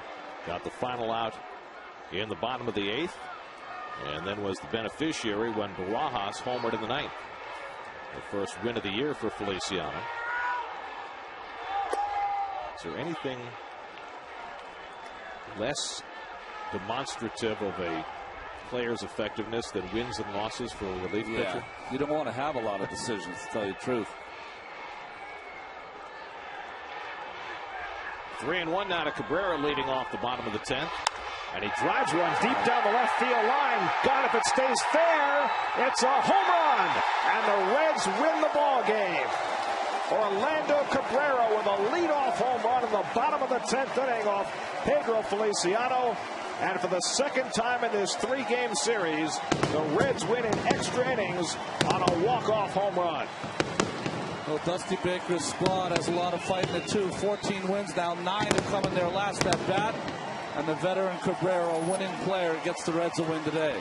And after Fernando Nieves struggled in his 3rd straight game last night, Feliciano, pitching for the 4th straight day, gives up the home run that decides the series as the Reds take 2 out of 3. Well, it's a series of close games here, Mets against the Reds. Jonathan Neese toughed it out today through 6 innings. Great job by Takahashi keeping the Mets in the game. Catalanado got a huge hit in the 9th off Cordero to get the Mets tied.